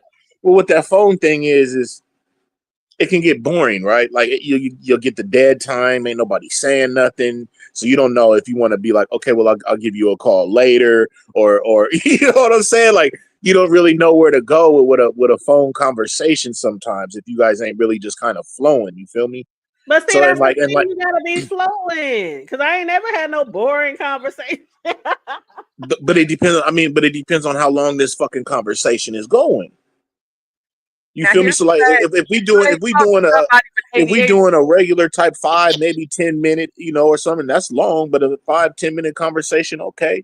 But now if you trying to rock out and like Charlie said, like we doing like maybe an hour or two sometimes, till the niggas pass out or something shit, man, it gotta be a motherfucking conversation going. You know what I'm But saying? see, Like that's the You gotta thing. find You you can somebody have with a ADHD. conversation. If you can't hold a conversation, I feel like this. If I can't hold a conversation with shit. you over the phone, I mean, I guess I never experienced that where I couldn't hold a conversation over the phone. Like we can go from what you're doing to it can go all over the place. Like So where's it gonna go? You know what I mean? it Okay, can so go say all over the we place. talking on the phone. Okay, how you doing? What'd you do? What'd you do today, baby? How It'd be was your like, day? how's your Whoop whoop, kid all this doing? type of shit. How's your family doing? Right. What's the Okay, work? What's the mean? but we Like talk every day though, right? We talking almost every day, right? We ain't gonna not ask about the exactly. family and all that every. Oh, so we may talk a couple of times out the week. Because a lot of relationships, when they don't talk on the phone a lot, they're using other ways of communication. Like IG, Facebook. No. It But I'm might just be, saying with it the might phone be thing. I'm going with your way. I'm talking about okay. just the phone thing. Okay. So if we doing the phone thing, are we like talking like every day, or are we talking like every? No. That's what I was just saying earlier with Charlie. I was saying it ain't got to be every day or all day. It's just every now and then you want to hear. So what's That a now and then for you? What's a now and then? I don't know, a couple of times a week, 2, Okay, 3. so a couple times a week, right? Yeah, not So like out of 7 every day. days, you thinking maybe about like 2 or 3 times, right? Well, it just depends. I mean, you can't put a No, I'm number just on it. saying. I I'm mean, saying it's all it don't just have to be every speculation, day. but because now I'm gonna ask you like how much time are we talking like when we talk on the phone? You know what I'm saying? Like how? It's just your vibe. It's just your communication. You ain't Right, never and been on that's the phone with somebody that you just don't want to get off. You but ain't that's never what I had that. but that's what I'm getting at the table. That's what I'm saying. So like with phone conversations, right? What really can you just keep fucking talking about? You know what I'm saying? It's like it can get boring. You can talk about a lot of shit. Child, And I can be that's on the why I'm phone with my asking you homegirls what for we be 3. talking I can be on about. the phone with my homegirls for 3, 4 hours. Like it's a lot But of that's things. your home girl But it though. just See, now depends. I'm gonna tell you how a woman can keep your conversation. All right, This let's is go. Child, I done kept all some right. conversations for I'm God. trying to get to the meat and potatoes of this If the shit. woman knows you, right, and she Yep. knows you well enough, y'all been talking, then she knows what your favorite subjects are to talk about. Okay. So she's gonna sit there and she's go, y'all gonna have y'all's little stuff. She's gonna talk about her stuff, right? But then she's Mm-hmm. gonna sit there and go, well, how's your car doing? Like, did you go any meets this Ooh, weekend? okay, Yeah, that's what okay. I'm saying. You See, gotta and Okay. then have that. No, well, that's what I'm trying to get at though. Like we on air right now. You feel me? Let's air this shit out. You know what I mean? That's why I'm trying. That's what I said. You gotta have that. see, You gotta already have that communication. Like it's not like you just hopped on the phone one day. Hey, what's up? No, but Like I could dig that. I dig where she coming from with that. I could dig that. You know what I'm saying? And that's I why I had a was asking you, friend. like, what are we gonna talk about? You know what I'm saying? Like, and how is this see what gonna I go? had. And how? Right. And see what I had said was you can start off with how are you doing? How's your day? How's the family? How's the kids? How is work? I mean, there's plenty of things you can talk about on the Oh, you can go phone. to 50 different subjects at one time. Yeah. It's I'm gonna like tell you God something. damn, $50. I'm not joking. Me and my man, we talk child. about, like what's your life ambition, what's your goals, what's your favorite color. Just that's the Yeah, simple next stuff to year, where do start we with, want to go on right? vacation? Let's And start then planning we our start, vacation. Just anything. yeah, like you start with one thing and it snowballs into like different other topics. Like you can talk about things you've been through, like, and then you can relate and talk about things you've been through, and back and forth, back and forth, back and forth. Right, like baby, I had a Um, bad day at No, I work. could Let's dig that. I talk could about dig it. that. Like my So if we supervisor on my talking though head. 3 times out the week, we gonna have conversations like that every fucking time though. I Well, pretty I much don't know. did I mean, that. I We guess talked every day for four, I five, don't 6 hours at a time. What you time? It depends on the people. I Woo-wee. guess it depends on the people because I don't know. I've always had a great communication when it comes to, like I said, it don't have to be every day, all day, but you find things to talk about. I just feel like it's way more besides Facebook and IG. It's way more personal. It's way more especially if you don't see them all the time. That's right, Tay. Some people don't have good communication skills, so they would be If dead you air. There you find go. out, if There you you have go. a friend, Ooh-wee. That's a this is fact. just, There you this go. don't just go for relationships. This goes for friendships. So if you have a friend that is, and I have had many friends that are antisocial and very introverted. I mean, so introverted they won't talk to nobody. That if you find out what that person's favorite subject to talk about is, you can get them talking and rolling like you ain't never seen in your life. And I've had people look at me and go, how did you get that person to talk to you for 2 hours? I'm like, because I know what their It's favorite subject in easy. life I is. be having conversations with my cousins, with my friends, with my homies.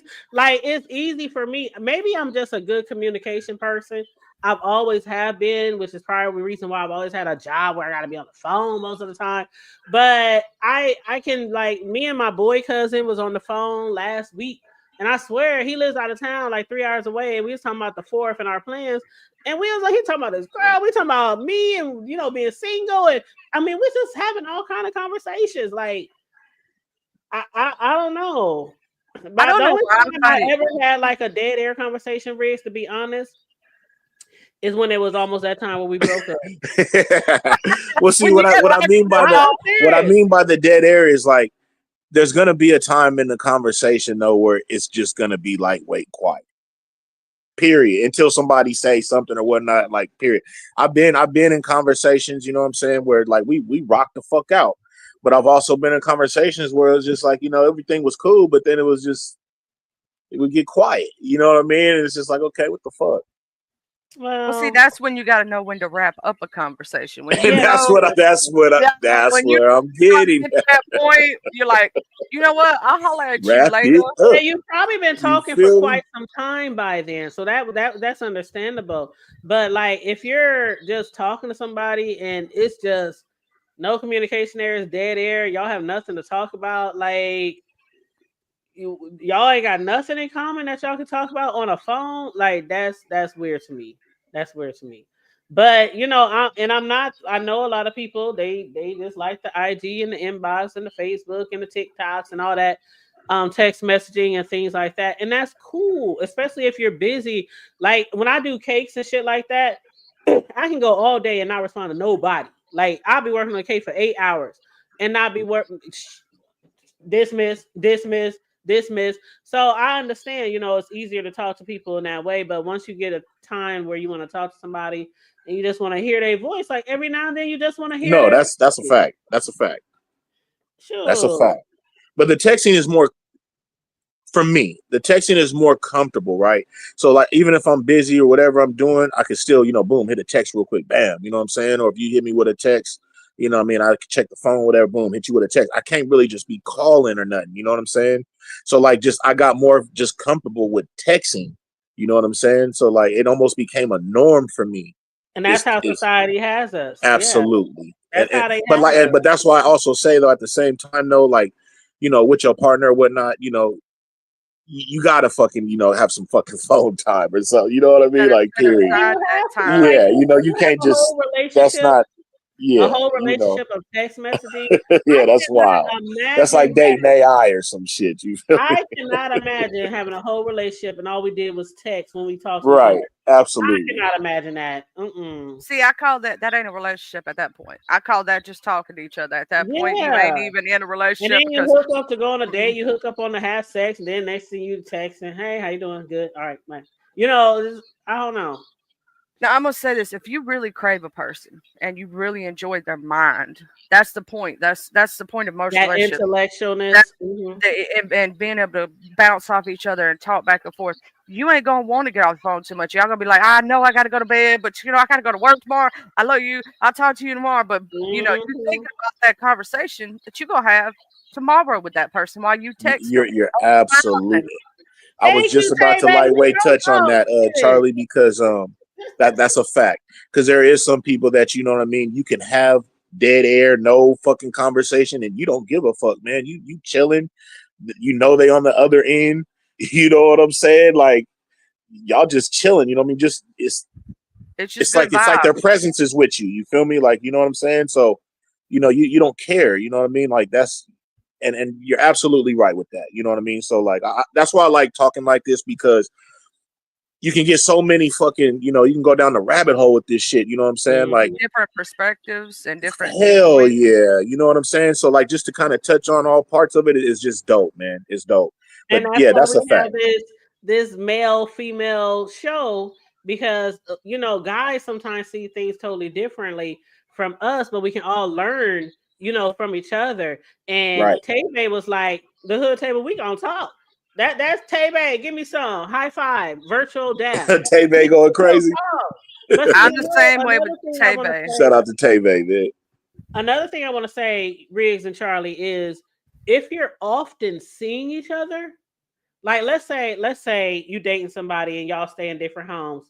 And you often go, like, you might spend the night at his house one day, you might go visit him at her, you go visit her. Depending on how much y'all also see each other would basically make a difference too on the phone. You know what I mean?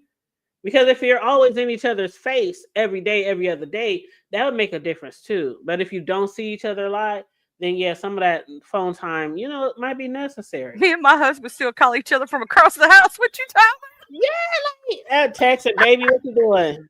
He'd be up in his cigar lounge in his man cave. I want some ice cream out the fridge. I just texted that the other day. Hey, Hood Table, we gotta apologize to our audience real quick though, because we've been going off and we done forgot about Ashanti and Nelly. Oh no, we been incorporated. No, we talked about that show. We been I know we talked about it a little bit, but we kind of been on our own shit. Hey, it's been a good vibe. It has though. You feel me? It's like shit. I mean, I know we doing the Ashanti Nelly thing, but we keep going into our shit. I'm sorry, but shout out to the chat, man. You know, we doing it though. We doing it. Yes, I mean we might have went off Ashanti a little bit, but we are discussing things in a relationship that they went through, like the not trust, the lack of trust, the distance, the things like that. But one thing I want to say, now that Brig brought us back around to it, please watch the show. If you have ever been a Nelly fan, Ashanti fan, a fan of love, a fan of relationships, second chances, like Noble said, spin around the block. I would truly suggest. The first show was just, I loved it. I was like hooked on the first show. So definitely. And after this Diddy trial, I'm gonna get back into doing more TV show reviews after this Diddy trial is over. I think they should wrap it up in 2 days or 2-3 days. But yeah, I definitely want to do reviews on the Nelly and Ashanti show. But before we I know Charlie, we're gonna spin into discussing BMF, and then we're gonna send our beautiful Charlie on her way back to her husband and her family. But before we do that, is there any last words you guys would like to say about Nelly or Ashanti or relationships or anything? Only thing I'm gonna say is I agree with Tebe. If you can't keep my attention to stimulate my mind, we don't need to be together anyway. Because as we've said earlier in these relationships, these long terms, right? When you get older and all that, the stuff goes away. You're not being able to be as intimate as you used to be. What do you do with each other? You're each other's best friends. If you can't make each other laugh, make each other smile, and stimulate each other's minds, you got to be able to, be them best friends, build that relationship, because that's the part that's going to keep you together. That's what's going to make you long lasting. Be that rock. I absolutely agree. Ain't nothing like a man that can hold a conversation. This is something not just me, but I hear that from many women. Like, it's nothing like a man that can, you can take him anywhere. He can be from gangs, he could be from the street, he could be out the prison, he could be, what I'm saying, suit tie. It don't matter. But if he can go from there to there and have a decent conversation, no matter where y'all at, even if it's just between the two of y'all, that is so awesome to have in a relationship. So I agree. I absolutely agree with Tebe. Absolutely. But before we go, I want to play this. Charlie, can I play one of the little tunes that you did for us? Yes. I just want to hear what people think about it. That's all. I just want to hear what people think about it. So let me go ahead and everybody hit mute, please.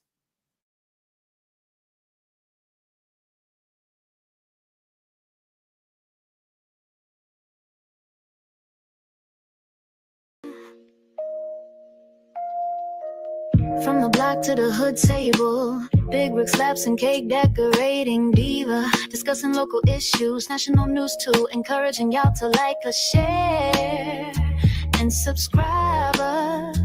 We bring the heat, keeping it real tight. From the White House to the gutter, we report right. Welcome to the show, where we break it down. From the block to the hood table, it's all around. Sexy side profile man, the one and only big rig slaps in the cake decorating diva, the one and only the hood table. With news you can't use and subjects that need to be spoke. From the block to the hood, from the White House to the broke, we got many different topics and subjects. Grab your seat, get your popcorn, let's get ready. Talking about everything under the sun, from education to health, we're here to run. Engage with us, spread the word far and wide. Appreciate y'all, thank you for the support. We bring the heat, keeping it real tight. From the White House to the gutter, we report right. Welcome to the show, where we break it down. From the block to the hood table, it's all around. Sexy side profile man, the one and only big rig slaps in the cake decorating diva, the one and only the hood table. With news you can use and subjects that need to be spoke. From the block to the hood, from the White House to the broke, we got many different topics and subjects. Grab your seat, get your popcorn, let's get ready.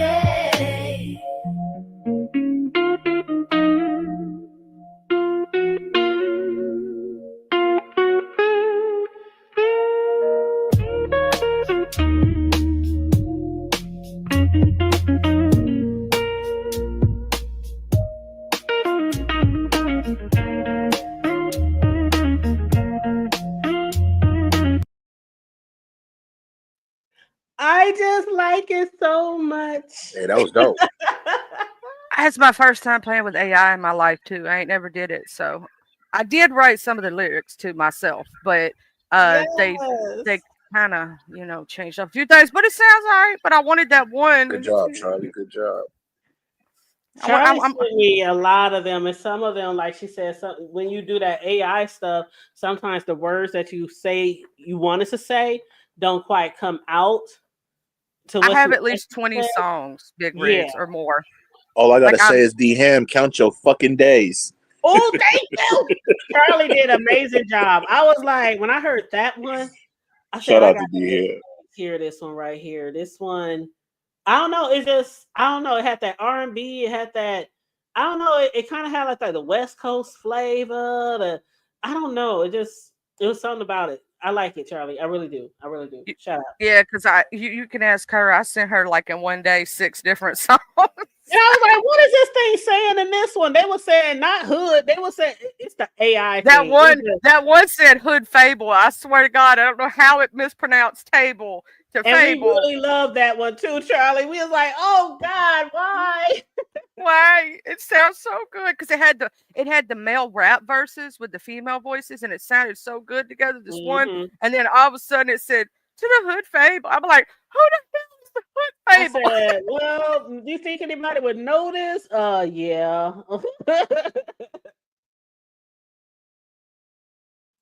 Thank you, Tay Bay. That's what I was feeling when I was listening to it. I was rocking with it, just like when my niece made me the song for the Hood Table theme song. I had pitched for our community. You know, we got a lot of rappers here, and I had pitched to my community, even relatives, whoever can make me the best Hood Table theme song. After I gave them like the gist of what my show is going to be about, you know, that's who I'll pay for the theme song. And all these people came through, and then my niece, she came through last. She was like, Auntie, I'm sorry, I was busy with doing her shit, but here, check this out. I swear, I listened to it. That's it. All the other people couldn't compare it to my niece. That's it. I said, I don't know why. Yeah, your niece is dope. Yeah, she's super, super dope. And if y'all don't follow her, Thailand music, she's all over. I was about to shout her out if you did. I was about to say, yeah, she is all over the place. I'm so proud, extremely proud of my niece. I just love her so much. But yeah, she's awesome. She's awesome. But yeah, thank you, Tay Bay. I wanted to play that while we still had Charlie on here so you guys could, you know, hear it and she could be on here to hear the feedback. But yeah, I've been seeing Tay Bay a lot. She's hella supportive, man. She been over at my shit. She be over here. So shout out to Tay Bay, man. Absolutely. Absolutely. I love me some Tay Bay. And you know, somebody had hit me up, I ain't gonna say who name, but they had hit me up because I had made a post about, you know, what I heard about people saying people don't support me in the Hood Table, the Hood Table platform, you know, in the B sector. And you know, I just want to say the people who do support, even if we ain't on that fuck shit, you know, the B sector fuck shit, arguing, fighting. Somebody had commented on the post said, the Hood Table, you know, you gotta be yelling and screaming at people every day for people to support you. And some people's like, you know, we rock with you. For even Noble, he chimed in, you know, certain people chimed in like, man, fuck that shit. We fuck with you.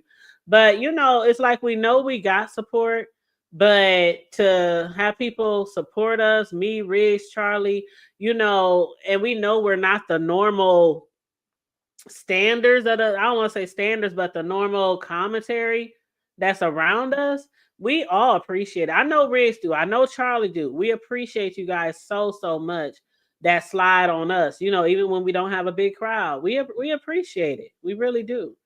So shout out to, you know, our supporters, especially our and day the replay one. gang that always hit it back. Yes, the replay gang for sure. For sure. So I appreciate that. But other than that, Charlie, me and Riggs is going to go on to hold on. What Tay say? She said, "Yeah, I heard that. You heard it." I was like, "Oh my god!" I was sitting here drinking, and I was like, "What the hell did I just hear?" I want to thank you, beautiful, for having me, and I had a great conversation with you both. And Mr. Riggs, I'm gonna have to make my way over to your channel one night when you're not on too late. Yeah, and enjoying your conversation and whatnot. It's just the time zone difference is all. But y'all have y'all a great night. I'm gonna be in the chat just to listening and doing my moderation duties. All right, thank you. Appreciate you sliding through, Charlie, for real, for real. Love y'all. Bye. All right, y'all. Okay, shout out to Charlie. That's my boo. I've always been calling her my white chocolate. That's my white chocolate. But let me put this picture up here real quick, Riggs, because we about Shit, to. with just Charlie being here, shit, we done did a hour and 20 minutes. I know. Shout out to Charlie. Shit. No, I'm just saying that conversation was lit. But we're about to gravitate to another topic, you guys. So for all you BMF fans, you might recognize this scene from the latest episode, season 4, episode 4. It came on Friday. And it was was it really a good episode compared to the other episodes, Reeves? Let me start with you. How do you feel about this episode? I thought it was good, but it wasn't as the climax wasn't as high as some of the last ones have been, I'd say. Yeah, I agree. It was good, but I was kind of expecting a little bit more, especially with them kind of putting old boy on right now. And you know, what's her name? Lala. What's her name? Is that it? Oh, you talking Lala? about Markeisha? Yeah, but The one who played Lala, that's her real yeah, name. yeah. Especially with her, what I'm saying, getting caught up, what I'm saying, how they caught her up at the little spot and all that type of shit. You feel me? With the little cop situation, you know what I mean? And then when I was just expecting it, like you said, I was expecting the end to be a little bit more or lead up into something a little bit more, you feel me?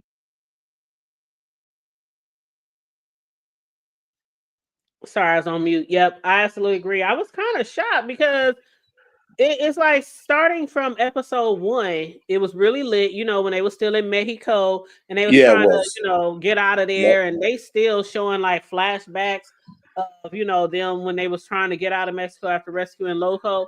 But I don't know, this is episode 4 and I thought it was kind of, I don't want to say dry. I mean, there was a few highlights of the show that I wanted to discuss with you. But yeah, and the show is called Power Trippin', you guys, by the way. And as far as the power tripping, obviously, for those who watch, that's basically I think T the way he feels about maybe Meech, and how he's always like making all these big decisions without him or not including him in big decisions. I mean, even that moment, Riggs, when he was holding a gun after Loco made those cops or those police, he basically, how you make people dance when you're shooting bullets around their feet. Yeah. He was trying to make them dance. He was like, "Here, your turn," and he gave the gun to Meech, and Meech started doing it too. And it was that sinister look on his face. Did you see that look on his face? Like, yep. Yeah. And that's when basically Meech has said, after that scene, we hear his voice saying, "Power is the most intoxicating and corruptible shit on the planet. You got to know when to flex it to come out on top, or you end up hurting the wrong people." But how do you feel about the way that he does treat his brother T a lot of the times? I just kind of started it, Hood Table, from starting from the this season with the part 1, so I don't really know the hella background of them, but I do notice that there is like a difference between them. You know what I'm saying? Like, like they're not really on the same page. Getting money and all that, yes, but anything else besides that, really, it seemed like T kind of wants to be the man. You know what I'm saying? Like he want to be the one calling the shots. But T's older though, right? No, T is actually the baby. Well, not the baby, because Nikki's the baby. He's the little brother. Oh, so T is actually younger than Meech. Yep, it's He's Meech just bigger than him. T. Yep. Well, Meech is the one who don't have the glass eye, the messed up eye. No, I know who Meech is, but I'm just saying when you see them together, it looks like T would be the older brother, especially the way he kind of way he acts. Yeah, and everything. Yeah, you would think he was the older brother, but yeah, it just seems like he wants to be more the one with the say, and like when Meech kind of does things, it seems like he ain't kind of with how Meech is doing shit. You know what I'm saying? Absolutely. And yeah, he is the one that he's taller and towering over Meech, but it's like T, the way they first started off, they were kind of on the same page. Meech was already out there getting money. T was at home, the little brother, woo. Meech tried to keep him at home, stay at home, but then he just wanted to, do what he did. And one day he jumped in the car. You probably heard him say that when he was narrating in the show. Like he said, I don't know what happened. I think this was at the end when he was driving Carter home, and he said, I wonder sometimes what would have happened if I didn't jump in the car with my brother. So yeah, he does look back and reflect sometime, at their past, because he's pretty unsure about where they're going. Like you saw how he was asking his baby mama, his ex, to hold his money for him because he knows that he can't make this into a career.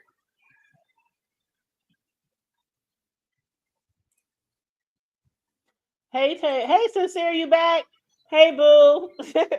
But yeah, he said he can't make this into a career, so he's asking her to, hold money for me and shit like that. But one scene of the show. Now this was back in like 93, 94, 95, around these years that they did this show. And in one of the scenes, Meech is trying to get that artist Purdy, to sign with his label. Right. And basically we see what has probably happened hundreds of times with artists back in the day. All their shit is borrowed, rented, clothes, jewelry, cars, all that kind of shit. And so he promised her, you come with our label, everything you get is outright yours. But also you saw where he had bought her the tickets to the Hip Hop Source Awards, even though her label guy, what's his name, Trail, yeah, he was telling her, you can't go. That's not your lane. You can't cross over. Woo, woo, woo, woo. But the power that Trail was using, don't that sound pretty familiar to the way they treated their artists back in the day? Yep. Mm-hmm. Aggressive, fighting, threats. I own you. You got a contract. Shit like that. So what did you think about that scene where he got her off that sugar booger too, though, so he got even more power. Yeah. And got her scared as shit. He got her real scared. And with that sugar booger, as you were saying, I think, the reason why a lot of that shit was so popular in those circles was because they kind of have more control over those artists when they high all the time, Yep. Mm-hmm. And it was throwing them through the ringer, man. And the thing is it was numbing to the artists. It was almost like, to help them get through the shit that they was going through. Because they going through abuse themselves, you feel me? Like, even period. So it's like them doing them drugs and shit was more even to kind of mend the bullshit that they going through, fucking with these motherfuckers. Because a lot of people, when you listen to some of the ladies from back then, a lot of the ladies who were one-hit wonders, and you wonder what the hell happened to them. It was usually because they had to be on drugs, or it was pushed in their face, or the person they were signed to wanted to have sex with them, or wanted to abuse them, or was holding labels and money over their head and shit like that. So I like the fact that they displayed that through the show, because that's really what was going on in the 90s a lot. Well, see, the thing is with the labels, and that's coming from where I'm from, the Bay Area. That's what makes us, kind of popular when it comes to doing the music thing, is because we were big on independent. Being independent artists, meaning doing our own graphics, pressing our own CDs, selling them out the trunk or whatever, or getting a distribution deal through somebody, but not going really through a record label. You know what I'm saying? Because that labels was on some other shit. And then you was barely getting anything. So say your CD was selling for, $8-10, you was probably making, maybe 10-12 cents off of that shit, fucking with a record label. And like the girl said in there, everything that they do, meaning the videos and all of that, they got to pay for that. So when they start making their money off of their album sales and shit like that, they're going to recoup all that money from the videos and all that. It's like, what the fuck what are you doing? It's like, you making the label money more than you making yourself money than anything. Yep. And that's why people want their masters. But go ahead. Oh no, go ahead. I'm sorry to cut you off. Oh no, I'm good. Oh, okay. Well, yeah, you're right about that, about the masters and stuff. And that's why a lot of artists, like after that first, second album, if they get to the second album, they don't usually make it to the next album because they end up owing so much money. And then it was like new artists came through. It was so many artists in the 90s. I mean, hip hop and R&B was the shit. That's why Great it's artists my too. favorite era. Yes, it's my absolute favorite era, the 90s. But as soon as they saw another person, they automatically, started dealing with that person, trying to put them on while they were hot. And some of the people, who were already with them, they just got looked over. So a lot of the times when we do look back and be like, what the fuck happened to them? They either just fell off because the label started like, fucking them over or not dealing with them. Or, they just was making them promises they couldn't keep. A lot of Or, favoritism. a lot of favoritism, right? A lot of favor, or they felt like they own you and they wouldn't let you go to another label, shit like that, and then threatening you. Like you saw when he was dunking that dude's head in the water. That was an actual radio DJ. Hey, DJs had it. Radio DJs and DJs period had it bad back in the days. Hood table. I wouldn't even Motherfuckers was know really that. they was really serious about their music being played because see at first DJs was acting like they had all the power, which they do. You know what I mean? They spinning the music and that's what the crowd's listening to. So when people would come up there and try to get their music played or pay them or whatever, the DJs was acting all cocky and all kind of shit. And then it got to the point where motherfuckers were just like, man, fuck these DJs, and they just started getting gangster on their ass. You know I what I'm would have saying? never realized. I never thought of it that way. Well, That I the came from DJs have all I the come power. from like that shit. Hell yeah, man. The DJ started getting it bad. Fuck yeah. Yeah, I Because would you have want never your shit to thought be that. played. You want motherfuckers to know about you. You know what I mean? Especially if you in your city or whatnot and you got an artist. You know what I mean? Like, nigga, and you acting like you ain't finna play my shit? Shit.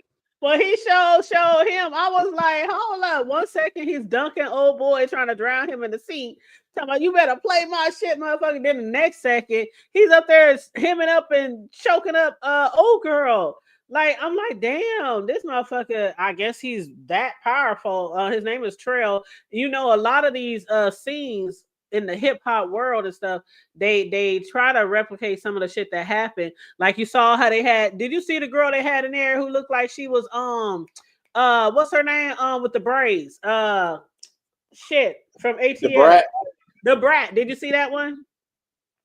She had like Yep. braids in her hair, and then they had the guys who was Bone Thug and Harmony. They had the dude that looked like he was Biggie, so they try to like incorporate some of the stars in there.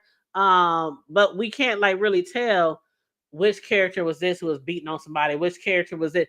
But you kind of, it don't take you too much to try to figure out what that probably was, what to call it. We always heard a lot of rumors about him beating and threatening on people, but I like how they incorporate a lot of the real time shit that was going on back then, when they was out there in the streets. Because it is based off a real story. A lot of the shit is just for the dramatic effects of a TV show, which is normal. But a lot of this shit, like they say in the, how they say in the beginning, some of this shit could have really happened. I love how they say that shit. Every show before the show starts, they say a lot of this shit might be for dramatic effect, but some of this shit probably really happened. We just don't know. But yeah, let me ask you about the other scene. Let me see. Okay, let me ask you about the scene. What do you think about your little sister Nikki hooking up with one of the soldiers? It's gonna be an issue Mm. because dude gonna end up falling tough for her. She gonna end up falling tough for him. It's gonna end up doing something. You know what I'm saying? When it comes to the business, they may want him to do something. She may want to probably get in the way of it. Like, I don't want you to do it. It's dangerous. Or you know what I'm saying? Because, he done told her shit. I'm in college too, and yada, yada, yada. So, like, now they got that thing in common. That's what I think made her, you know what I'm saying, really want to give him, you know what I'm saying, the tail because, you know what I mean? She was like, oh, shit, he ain't just no street nigga. Like, he got some smarts about him and yada, yada. You feel me? And got some gangster in him. You feel me? So, kind of like what you were saying, you don't want nobody that's just all just pretty and shit. You want a motherfucker to be a little rough and all that, you know what I'm saying? Handle A little themselves. rough So around the edges. I know he yeah, can whoop some ass if he had to defend me. but it's gonna be bad though. I'm thinking, when I seen them, do that kissing thing, and it was crazy to table you say that because when they kiss, I was like, oh shit, man, they might fuck around and bang each other, and I was like, oh, here goes that one night stand there shit. You do you know I was over here like, no, Nikki, don't do it. I was like, this is crazy, you know what I'm saying? And the thing is, though, Hood Table is like, I get it, right? You know, people go through that shit, but it's like when you really just advertise that shit like all the time like that. That's what motherfuckers is gonna think is normal, bro. Let's just keep it 100. Like how we got on the whole Tyler Perry thing and all that type of shit. Like if you're gonna always kind of show people, you know, they getting with each other, and yes, they got a liking for each other, and now they kissing each other, and all of a sudden they undressing each other and about to, you know what I'm saying, do the whole fucking shebang. It's like, what are we really throwing out there? But I didn't mean to. Just, you know, we be having our conversations. So, you know, when I seen that part, I thought of you immediately. Like, oh man, this is what we talk about. All I gotta say, Riggs, is Big Worm that gave her the worm. I'm like, don't do it, Nikki, because you know when T's baby mama, his ex-girlfriend Wanda, the one he asked to hold his money. When she was doing her hair, she said, are you trying to get him killed? What are you doing? Like the number one rule. I mean, even growing up in the hood and my cousins who were out there in the streets and gangbanging and shit, they boys knew not to try to fuck with any of us. The sisters, the cousins. I'm like, are you for real? But she was like, shit, not no more, Hood Table.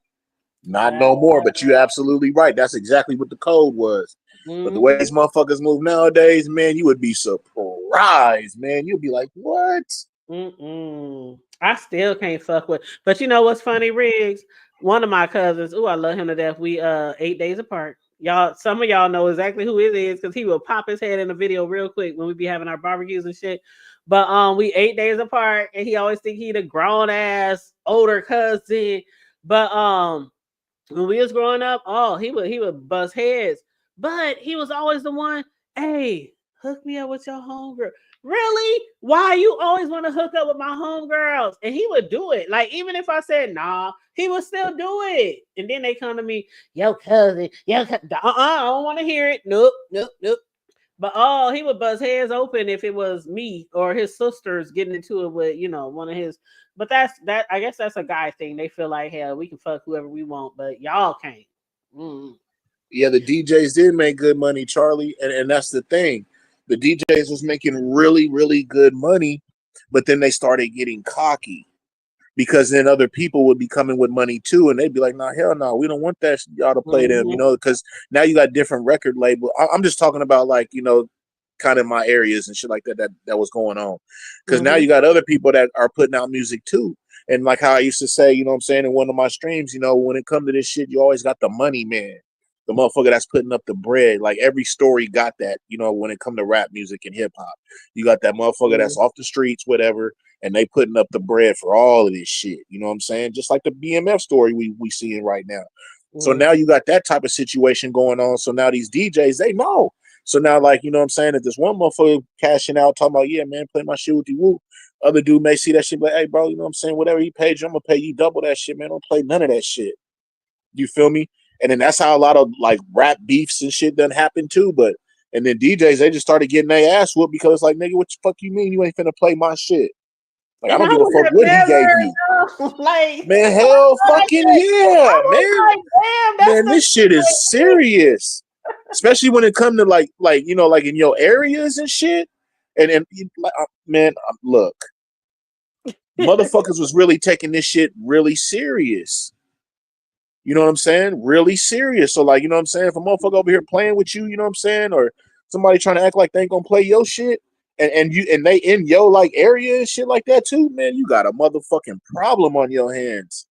Facts. I mean, I guess I feel you because literally speaking, before there was shout all out to DJ Raw 2K.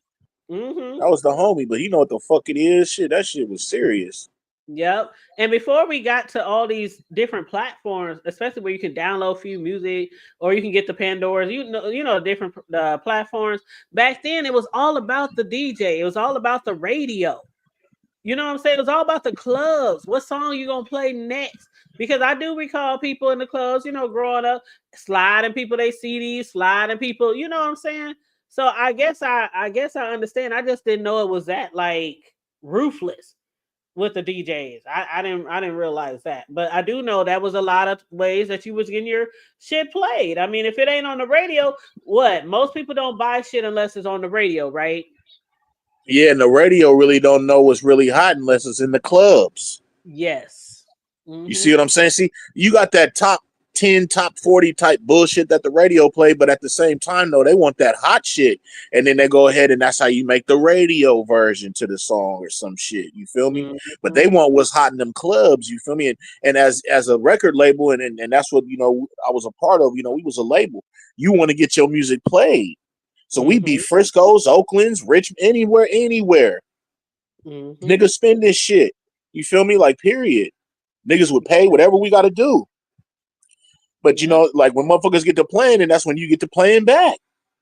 Like, you know, the shit was really real deal. Like, and I don't really think people understand that shit. That's why I like watching the BMF thing. Like, hell yeah, that shit real deal. And that's why I was wondering how that shit was going to play out from them being at the awards hood table and their little altercation. There was a couple of altercations that happened that I was thinking, okay, maybe this shit's going to be cool towards the ending of this shit. And then I pressed pause, right? And I was like, damn, we only got like fucking 2 minutes left. Well, you know what? Tay-May is right. A lot of songs got played in the clubs because we would hear them in the clubs, right? And then, like, I don't know if they still got it like that. Like, our radio stations, it was like that a lot. But you would call into the radio station. They were like, call us and tell us what you want to hear. And so most time we requested shit, it was because we heard it in the clubs. So, yeah. But, child, I didn't want to be no DJ then. Shoot, they ran my neck in the... I'd be like, okay, I'll play your shit next. Damn. I mean, you just had to keep it G as a DJ. You feel me? Like, you just had to keep it G.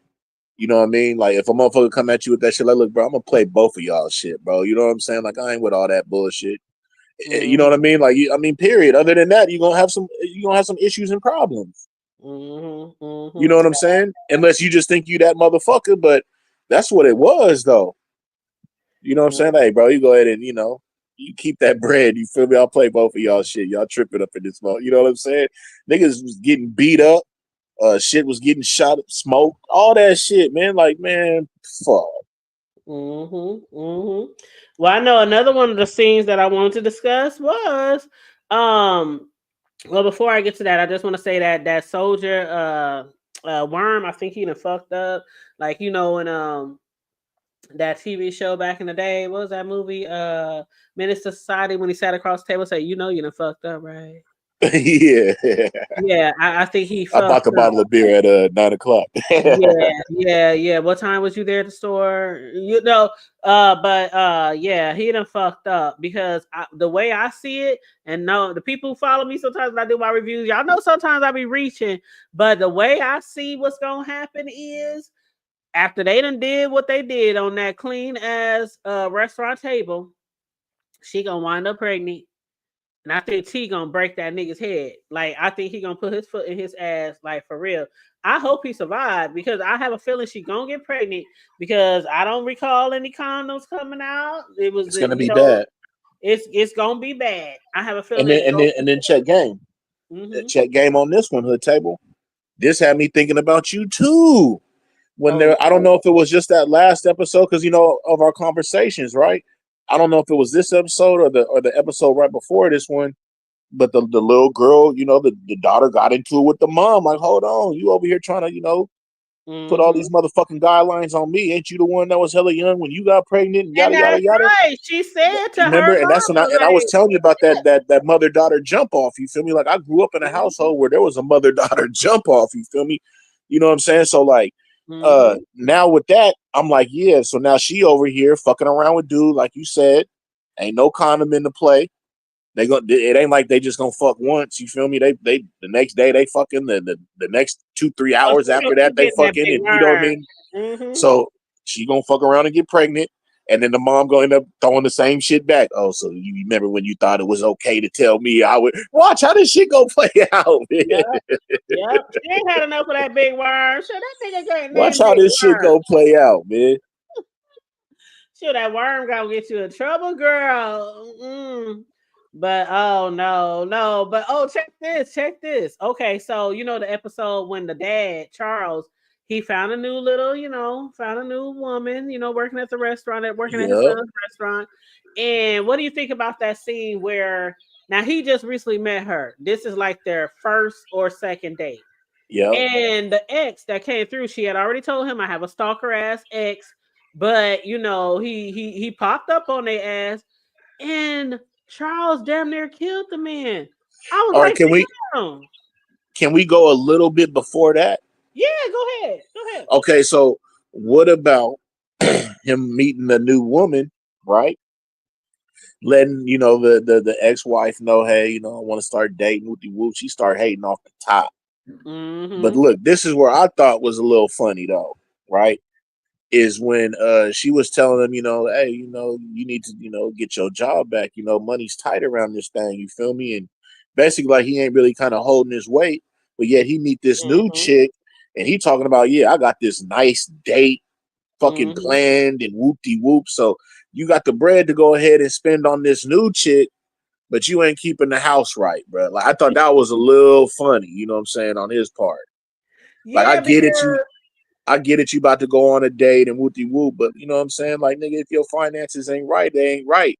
But now all of a sudden you willing to do whatever it is to take this, you know what I'm saying, girl out and shit, you feel me? And y'all big time, you know what I'm saying, going through it at the crib. Because he did pawn his guitar so that their daughter could get out of jail. But now you fucking making dates though. And not just regular old days. He taking her somewhere nice. Yeah, he said, I'm taking you somewhere nice. But go ahead, Hood. But now let's go to that part. I just wanted to, let them know about that previous shit. You feel me? That shit was wild. It was wild because the woman was hating. And she looked like she got a thing for that pastor out there in Atlanta. You know what I'm saying? He said a couple of words to her, and it looked like, you know what I'm saying? Hell yeah. It looked like she was like, oh shit. Clifford Powell. You know what? I don't know if we're gonna spin the block back on that. Later in the season. I don't know, but that would be interesting if she was to spin the block back on that. But I was just tripping off of. I was like, damn, if you beat a man down like that and you only took this chick out once, I hate to see what you do to your wife if she was being disrespected. I was like, damn, you beating this nigga like he done stole something, like you know him. Like, I was like, come on, dude, you about to go to jail over a chick that you just met? The table, I gotta kind of be a little different about that because the nigga stole on him first. And bro wasn't with no smoke. He was like, hey, brother, whoopty whoop. He was really like, brother, come on, man. And dude swung on him like he was that nigga. That's so true. Fuck yeah. What the fuck you mean? And now and sometimes, when you get to getting off on somebody, bro, like, sometimes you don't have no chills. There's people that be like that. You gotta hope you got a homie or something around to be able to fucking, talk you up out of that rage. You feel me? Because sometimes motherfuckers be going through shit. You gotta look. His wife be talking shit to him. You feel me? Talking shit to the kids. Look at what he deal with at home. So this nigga probably got rage in him. So the ass whooping probably really wasn't just all for him like that. This nigga was probably thinking about all kind of shit and just got to whooping the shit out this nigga. You feel me? That's why, like, when you watch these things, like, you got to kind of watch what leads up to this shit. And I'm just looking at it from a male's point of view and how, like, she just be getting on that nigga and just saying shit like how he said, like, man, you always want to cut deep. You feel me? And that's kind of the shit that I'm getting at. Like, like, it ain't always got to be cheating and shit involved in a relationship or fucking physical abuse. It can be fucking verbal abuse, man. And it's just like, sometimes that verbal shit is worse than physical. Because that shit keep replaying and motherfuckers know what to say sometimes, man. And you know what I mean? And they really trying to get you. Physical, that's just okay. You lump me up, whatever, bruise me up. I get over that. You a sucker, whatever. But when you saying that verbal shit, man, that shit that really sting, shit. So you got to think about all that. And now this nigga done stole on this nigga. And this nigga was trying to be cool. Like, bro, I ain't trying to be on that time.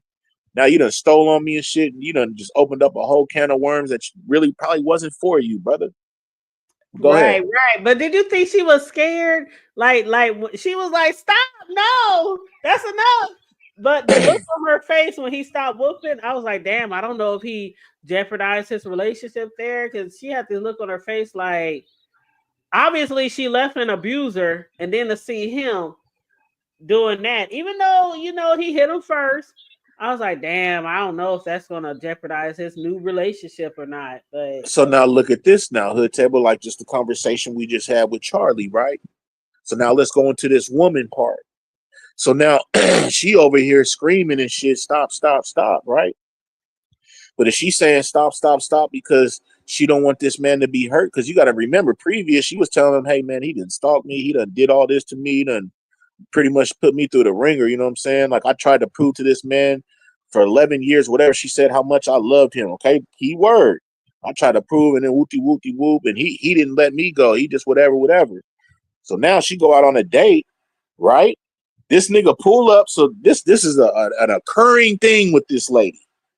Is she mad that this nigga was whooping his ass, or is she mad because she still got feelings for this nigga and was thinking, oh shit, he might kill this man, and I do love him. I don't want nothing to happen to him. Because if you a person and this motherfucker done followed you and treated you all like this and trying to make your life all a living hell, and then you got a man that what I'm saying, I can see you telling him to stop and shit, but then I can see you kind of comforting him afterwards. She didn't even comfort him afterwards, like, baby, it's okay, you know what I mean? It ain't, you know what I'm saying? It was more like, to me, she was looking like, damn, you know what I'm saying? I kind of got feelings for this man still, and I don't want him hurt. I could be wrong. that is another way to think about it, child. I could be wrong.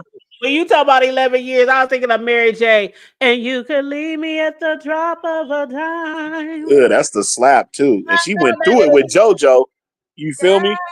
Ooh, but that I was over here singing that damn song when you was like 11 years. But yeah, that could be it. Like, and you know what? We see those scenes a lot, in movies or TV shows where it seems like, this guy comes to the girl to the fence, and then she's like, no, don't hit him, please. And then next thing you know, she's soothing him and rubbing the blood off his face. And I'm like, child, I don't know. I guess we'll see next I'm trying show. to tell you. I guess we'll see next show. Is she gonna be pissed off at Charles for putting his hands on her ex? Or did she just feel sorry for her ex because she still, want to be with him? I'm just kind of going by the storyline that she put out there. You feel me? That's what she was telling this man. Yeah, he stalked me, but I love this man. I was trying to prove to him for so many years that I loved him, and he just can't get it past. And I was cheating. You know what I mean? But sometimes people, they. I don't want to say they're that's the type of shit they like, but they get used to it, and it's almost like a norm to them. You know what I'm saying? Like some people, they'll say they're in a fucked up situation, get into a good situation, and still try to fuck with the fucked up situation. You feel me? Like, look at the movie Casino. I mean, like, it's just, this shit is all real deal, man. I mean, these are people, man. This is like people. We all wired differently. You feel me? And that's what I'm saying, man. Like, you never know who you fucking with, what you dealing with. Period.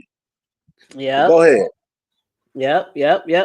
And then also I want to discuss. I got two more things I want to discuss. One of them is B Mickey. B Mickey is one of my favorite characters in the show. It started off in the beginning. The first. Which one is B Mickey? B Mickey is the one that they made strip down to prove he wasn't wearing a wire. Oh, okay, the one that's got the daughter. The one that got the really sick daughter. Yeah. Okay. One of my favorite characters. He was a ride or die. He was so faithful, so loyal, and then he had got caught up in some bullshit, and they had to kick him out the family, the circle, because of loyalty issues, trust issues. But with this situation that he's going through now, he's trying to get back in the fold, trying to collect money for his daughter, make money for his daughter. Right. That scene where Pastor Lucille, you know, T and Meech's mother, where she Gave had him gave that bread. money. Did you think that money came from that ring? Because she put in the letter it came from the church's benevolent fund. Yeah, because she said she was gonna get at the church. You know what, Hood Table? Goddamn, I didn't even think about that. See, I done put something out there and got you thinking. Now you done put something out there and got me thinking. I don't know, because she did that. The other lady told her to palm the ring and leave the fur alone. It hit me like it didn't hit me till like I swear like the very end of the show when I was taking my notes. I was like, she had said that money was from the benevolent fund, but we didn't ever see her go to the church and ask for the money. They never showed a scene. Nope. Right, and she said that she was gonna pawn that ring. And so I wonder if that money came from that ring, but also I wonder when she had gave him that envelope. Inside that envelope, she had put a letter in there, and it basically said, "I hope that God leads you to, you know, guide your family the right way and make the right decisions." I have a feeling something's bad going to happen to him. That's I don't exactly know. what's gonna happen, Hood Table. Yeah, Because that's exactly what I thought. Because see, the message was too real, right? He was trying to get in, you know, to get the money for his daughter. He asked the lady. The lady, you know, kind of gave him an answer. He kind of was thinking, "Oh man, she full of shit. She ain't finna," you know what I'm saying? And then all of a sudden, he get this letter with some bread in there saying, "Hey, I know it ain't whatever, but it's something. But I don't want you basically to go down a wrong path. You feel me? And do some dumb shit, basically." And that's what he's doing. And when he read it, it looked like it kind of hit him like that, like fuck. So now, is he gonna still keep fucking with T and them? Yeah. Is something probably gonna end up fucking bad gonna happen and shit? Most likely. You know what I'm saying? Like, yeah, just because you just gotta look at, you gotta just go by what they presenting you. You feel me? Like, they ain't, all these hints and shit ain't for no reason, man. You know what I'm saying? And then, you know, and she coming from, you know, a God's perspective, you feel me? A godly woman, you feel me? So it's like, you know, all this is all like blessings, you know, like what, how she's putting it out there to you, brother. You feel me? So now don't go out there fucking with these niggas, man. And that's her kids. Don't go out there fucking with these niggas, man, and getting caught up in that bullshit. Do yeah. what you And got he to was do family too. and He get was your daughter literally right. family too. Yeah. He wasn't. He's not her kid, but you know, he spent a lot of time with meeting them, and you know, coming up under them. One of Yeah, their but meeting them is her kids, though. right. No, He's that's what I'm saying. family. Yeah, she still treats him like family though. So she's still trying to kind of giving him like that motherly, pastorly advice. Like, don't. Riggs, I had an eerie feeling about that letter. I had an eerie feeling, like, damn. I did too. I did too, man. Straight up. But yeah, so I don't know what's going to become of him. But the last thing I wanted to discuss was, damn it, that damn Jay Pusher. Whew. Jay Pusher. Now you know that's the one that went behind Meech and T's back, and he unloaded that airplane full of dope that was locos, and he basically Oh, the dude that always got the chains on, the gold chains. yes. Yeah. And he's a snake. He's just grimy. I don't understand why Meech don't see it. Like, I don't understand why he don't see it. Like, he went behind Meech's back and basically let off all their load and left them a couple of bricks. Like, there's a few bricks left if you want them, you know. And so that upset T because of the fact that not only does Meech always make decisions without him, but then we got this other motherfucker, Jay Pusher, making decisions, you know, with our shit.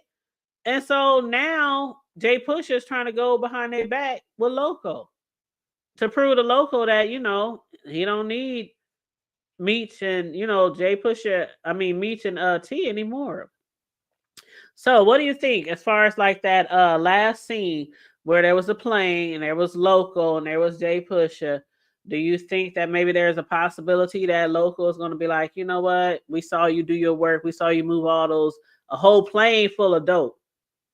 And like, how do you think that relationship or what's going to go down between all three of them guys? It's gonna go bad because the dude already wants to 86 Meech out of everything, and he said we can push this shit ourselves. So just in that, you already know where his head's at. See, there was a lot of there was a lot of good things in that last one. I think that was all in the last one too. Mm-hmm. And it just for it to end like how it ended, though, I would thought there would have been a little bit more. Yeah, I agree. I thought that maybe with the situation. Okay, so there was a Because now he's situation. going to take a break, right? And he's going to take like about a week or two break, and then he'll start up 5 and all that. Mm-hmm. Absolutely. And Yeah. So now you got to wait. it's like, what episode are we on? 4? I think Yeah. So we'll be on 5. 4. Okay, yeah, we on 4. So I think with the I think Meech. Now, of course, we know a lot of people who know about the history of these people. They know that eventually, Meech ended up going to prison, and so did T. He ended up going to jail. Woo, woo, woo. But I always try to review real life reality shows or TV shows in the time of the show and not in the future. So as far as like this situation between them, I really hate that that Meech is not seeing Jay Pusha as who he is. I mean, he's a snake in the grass. And he's basically trying to get his business. He's trying to push him out the way. And T is the only one who's like, okay, this dude ain't right. Like, don't you see it? Meech is so set on creating his, music label, his artist label. He's more focused on that. And Jay Pusha knows. You remember when he told him that and Jay Pusha shook his hand? That's what's up. That's what's up. Good luck with that. And what he go and tell Loco? Oh, Meech got other things on his mind. His head ain't in the game right now. Okay. So let's go. Let's say fuck BMF, right? Let's go into some reality. That nigga fucked around with Rick Ross, knowing 50 and Rick Rock don't rock with each other. Fucked off a whole thing. Basically, glad he got his shit going right now, but fuck that off. Fucking with Rick Ross. He don't make really good decisions, man. His head don't be in the game. Mm-hmm. Just keeping it 100. Mm-hmm. That's true. That's true. And we see that right there. And I don't know what's going to happen with the next episode, but Loco and then was like, we'll talk to you. We'll think it over. We'll get back to you. Like, you're gonna be missing out on that's a lot of bread. A lot of bread that you're missing out on. But yeah, it was an interesting show. I don't know. I was looking for to have Jay Pusha. I just figured by the end of this show, they be knocking heads like they've been gotten a fight, something. But I don't know. I guess they slow walking this shit. I don't know. I don't know what they doing. What 50 got planned. I don't know. But I do like the storyline from the beginning, from season 1 to now. I do like the storyline. 50 Cent, I know some people don't fuck with him, but I've always fucked with 50 ever since he first came out years ago. And his TV shows, his storylines. I mean, even comparing him to, and I know a lot of people, we was talking about Tyler Perry that one day and his storylines and shit. I mean, I'm just comparing two big black moguls, comparing them together. With Tyler Perry might have a longer history of TV shows and plays and shit, but when it comes to 50, his shit just don't be corny. You know what I mean? It don't be like that corny slap. Well, no, 50 on point. I like 50 shit. Mm-hmm. Yeah, so I love the way he does his storylines, even on this real life story, this real life situation that happened where Meech ended up in prison and he just got out a couple of years ago or a year ago or so. But I like the fact that he's even if they had like a little dispute with Little Meech, and Big Meech and the situation last year, Ross and everything. I thought that it was it. I thought it was gonna be over, but they moving on. They still continuing the program. I'm glad they moved on. Yeah. So I'm really liking that. Now, Pastor JMZ, do you know Pastor JMZ in the chat? Absolutely not. I don't either. I don't think I ever seen him before. And they said drop the link. So I don't know. But yeah, I'm looking forward to next episode. I will be reviewing as I do every Sunday. I usually review it in the afternoons around like 1-2 Central Time. But I will be reviewing the next episode next Sunday, of course. But one thing I'm looking forward to is finding out what's going to happen, and you can tell me what you're looking forward to. But you know the scene with Markeisha and the cop, how the brothers, you know, T, he has sent that was like how he got paid, how B Mickey got paid, right? He told him I have a job for you, and he was like, what? He said, I want you to basically follow and trail Markeisha, see if there's something up with her, because you know after they went to that restaurant, him and Hell Markeisha, yeah. he thought that she was trying to set him up with Isaac, right? So then he was like, okay, this is what I want you to do with Hoops. I want y'all to stalk Markeisha. So then they saw her with the cops. Now, what we heard from Markeisha was, thank you so much for looking into Isaac. Because that's all it was. She just wanted to have him look into Isaac to see if he's working with the cops. But now they done took that information back to T and basically said, oh, yeah, she down there talking to her ex-husband. Or matter of fact, he's still her husband. Her husband, Boom, who's in prison, and she's fucking around with a cop. So I'm looking forward to find out what's going to happen with Markeisha and T, because obviously from what they're going to bring back to him, he's going to feel betrayed. So that's what I'm looking forward to. But you let me know what you're looking forward to next show. I'm just looking. You almost made me choke on my drink. You said fuck it. I'm just like, yeah, I'm just I do like it though.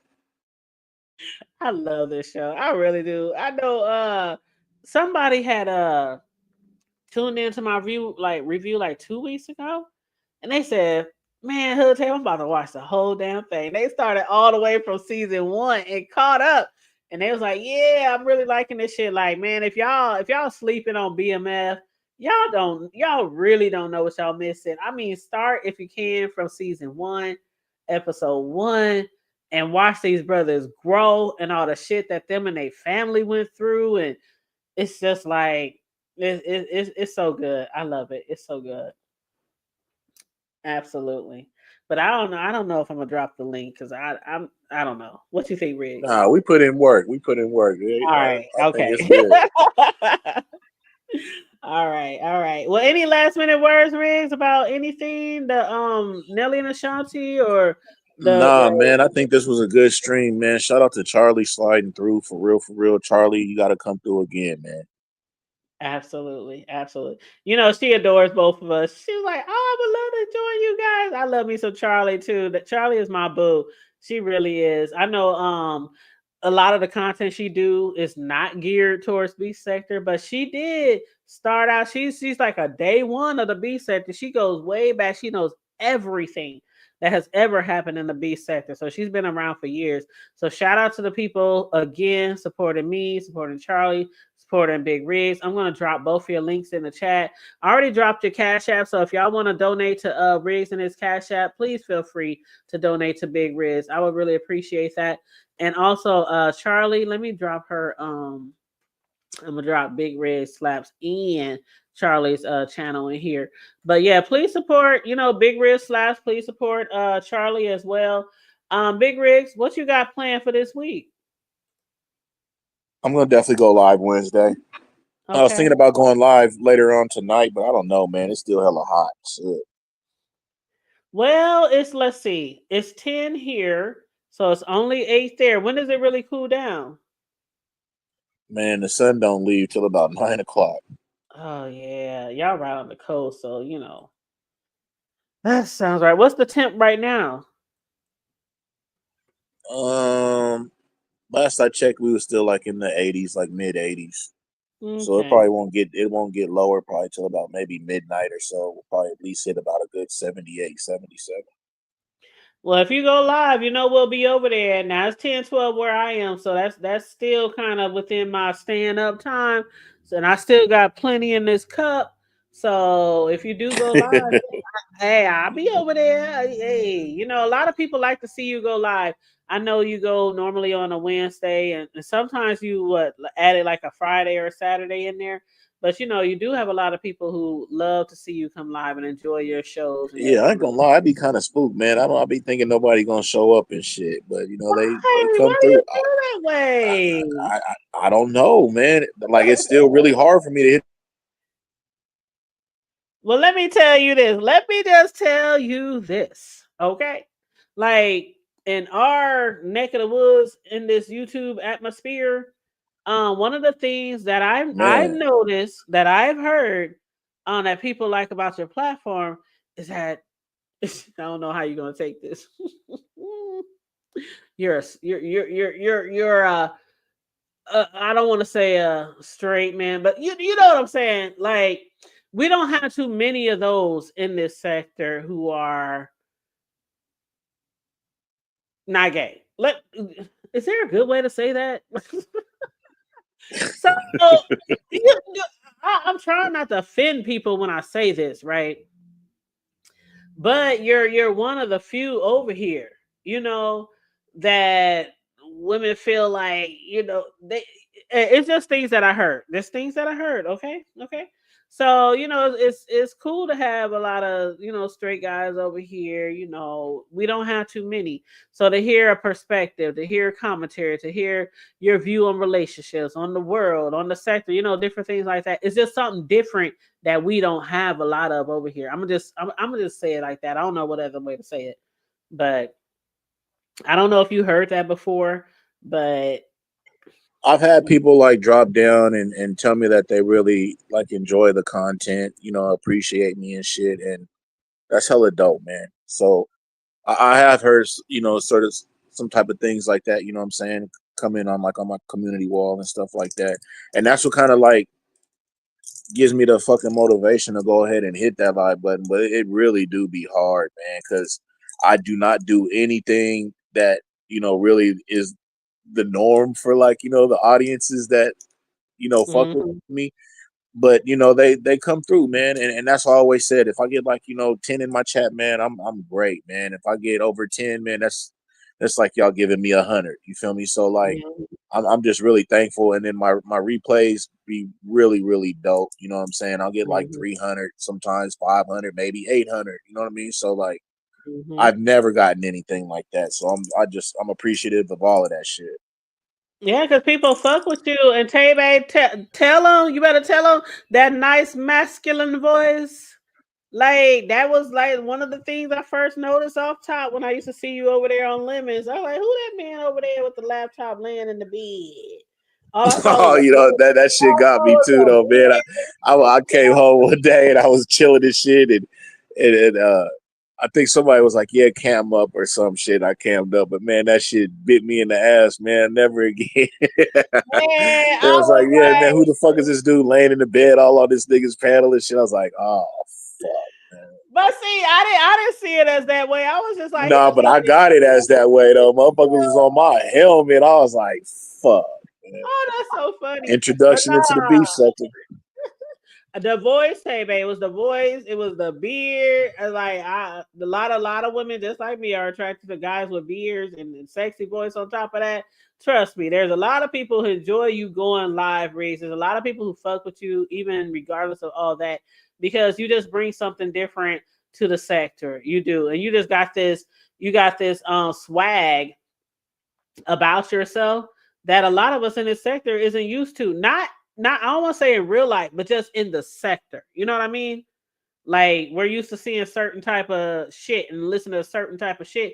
And for we got somebody on here, a black man, a nice looking man, a smart, intelligent man who gets on here and can communicate, can hold a show and discuss a plethora of topics. It's just really nice. It's like a fresh breath of air, that you brought into the sector. And I know other people feel the same way. So don't. Oh, we ain't gonna forget the hair. I didn't already. I didn't talk to him. I didn't talk to the child. Let me tell you something. I didn't talk to this man about his hair so often, but it's just a nice breath of fresh air. And then on top of that, Riggs, you know what else? And I'm sure Tebe can agree. You are one of very few who will cam up. I mean, cam the fuck up. Okay. Yeah, I'm big on that for sure, for sure. Yes, For sure, yes, for sure. yes. And tonight we ain't cammed up. We got our reasons, but you know that was just today. We'll be It's camming hot, up again y'all. in the future. We'll be coming up again in the future. I know y'all used to us coming up, but that's one thing I like to because when I was doing shows before with people or people wanted to do shows with me, I used to hate how people didn't want to cam up. I'm like, I don't know, it's just something more personal to me with people camming up. So I like It the fact is camming. absolutely, and that's why, like when we planned on doing this hood table, that's why I just kind of ran it across. Like, hey, if possible, let's cam up on our shows, man. You know what I mean? Like everybody's used to kind of seeing people in avatar mode, which is there's no problem with that. That is what it is. But I just think when you have a show or whatnot, and people come and fuck with you or whatnot, go ahead and cam up, man. You know what I'm saying? Like we really giving them a show. You know what I'm saying? So they could see Absolutely. our emotions, see how what I'm saying we really get down when we saying what we say, instead of just hearing something and seeing a bubble fucking like they see tonight. You know what I'm saying? But Yes, like I you know know what I people mean? They can really like see, when we may laugh or may frown, or like they get all that. They get a real dose of what the fuck is going on. You feel me? Yep, absolutely. And I know Tay said I never heard him right. He never had I ain't never heard Big Riz be disrespectful, especially to no female. Never. Never. So yeah, that's definitely one thing. But yeah, when it comes to the camming up and shit, I always say I might not be the cutest bitch in the sector, but I don't mind. I ain't scared to show my face. Shit, I done showed my face in so many videos and pictures and shorts and shit like that. But it's nice to be able to look at the person who is bringing a message across to you or giving you commentary. It's just different. It's different. But yep. So other than that, anything else you got, Riggs? No, that was about it, man. Great show, man. Shout out to everybody again that came through. Shout out to the replay gang. Every Sunday, y'all, we get down, man. One night we gonna be here on a Sunday. One night we gonna be over at my shit. So just Mm-hmm. y'all tune in, man. Tap in, and if y'all ever want to, spread some light on what we talking about when we drop the link, man, please come down and chop it up with us, man. Just keep it respectful. That's all I ask. Absolutely, absolutely. And Tebe said yes. So you said you're going live. You said Wednesday.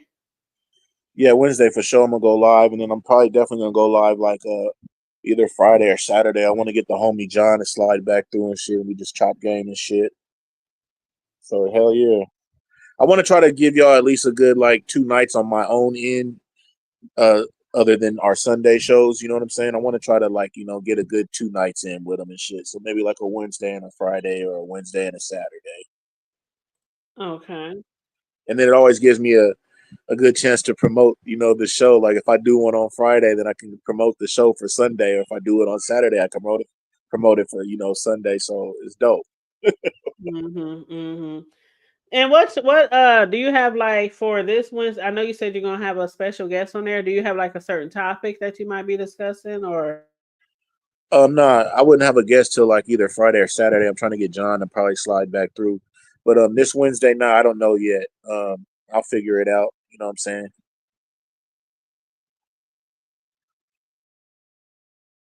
all right, that's what's up. That's what's up. What up, Melanated? Melanated said good live. Shout Thank out to you so much. Melanated, man. Melanated ain't no joke. Melanated be in the chat, right? But I seen Hmm. Melanated hit a panel and go off, man. Melanated is Oh dangerous, man. Lord. Shout out to Melanated. Shout out to Melanated, man. On Melanated, top, you she be ain't going no off joke. on the chat. Melanated What? ain't no joke. I only seen it Uh-uh. one time, you know what I mean? But I was like, okay, Melanated, you feel me? Hell yeah. Shit, fuck around if you want to. Oh no, I ain't heard it yet. I ain't heard it yet. But you know what? You know what? Shout out to Melanated. Melanated, there's a lot of people in our chat who support a lot of people. So again, we can never express enough how much we appreciate you guys for supporting our show, whether it's over here, over at Big Rigs, or the show we do together. It's well appreciated. I just want you guys to know that. Like, I just really want you guys to know that. And I also appreciate Charlie who joined us tonight. And I just want to play our little theme song. Riz, I think I'm really gonna incorporate this. I'm gonna send you the link. I already sent you the link. No, you Um, didn't. Send me the link, because when we do our shows, I'm gonna definitely put that as our outro every fucking time, man. Yes. But I want to play that again, y'all. Y'all better check. Who did you say better watch their you said after Charlie. Hey, D Ham, your fucking Taze's number. You know what? We love you still, D Ham. Shout out to DM, man. Hell yeah, he's so cool, man. Shout out to DM. Yeah, but yeah. So Riz, I thank you for joining us tonight. It was another great show that I believe. Yeah, hell yeah. Good participation, good topics. If you do go live tonight, we'll be over there, of course. And just let me know. I'll share your link too if you decide to go live. But other than that, I'm gonna I don't know if you want to drop now, if you want to wait, but I'm gonna play our song so you can drop. I'm gonna go ahead and drop, but I'm gonna definitely be listening, man. I'm gonna take me a dab. All right then. I will. Shout out to everybody. Be good, Hood Table. All right, you too. Talk to you later.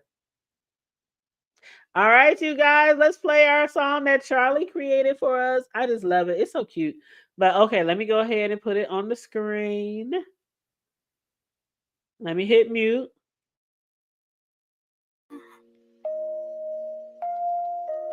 From the block to the hood table, big brick slaps and cake decorating diva, discussing local issues, national news too, encouraging y'all to like us, share, and subscribe.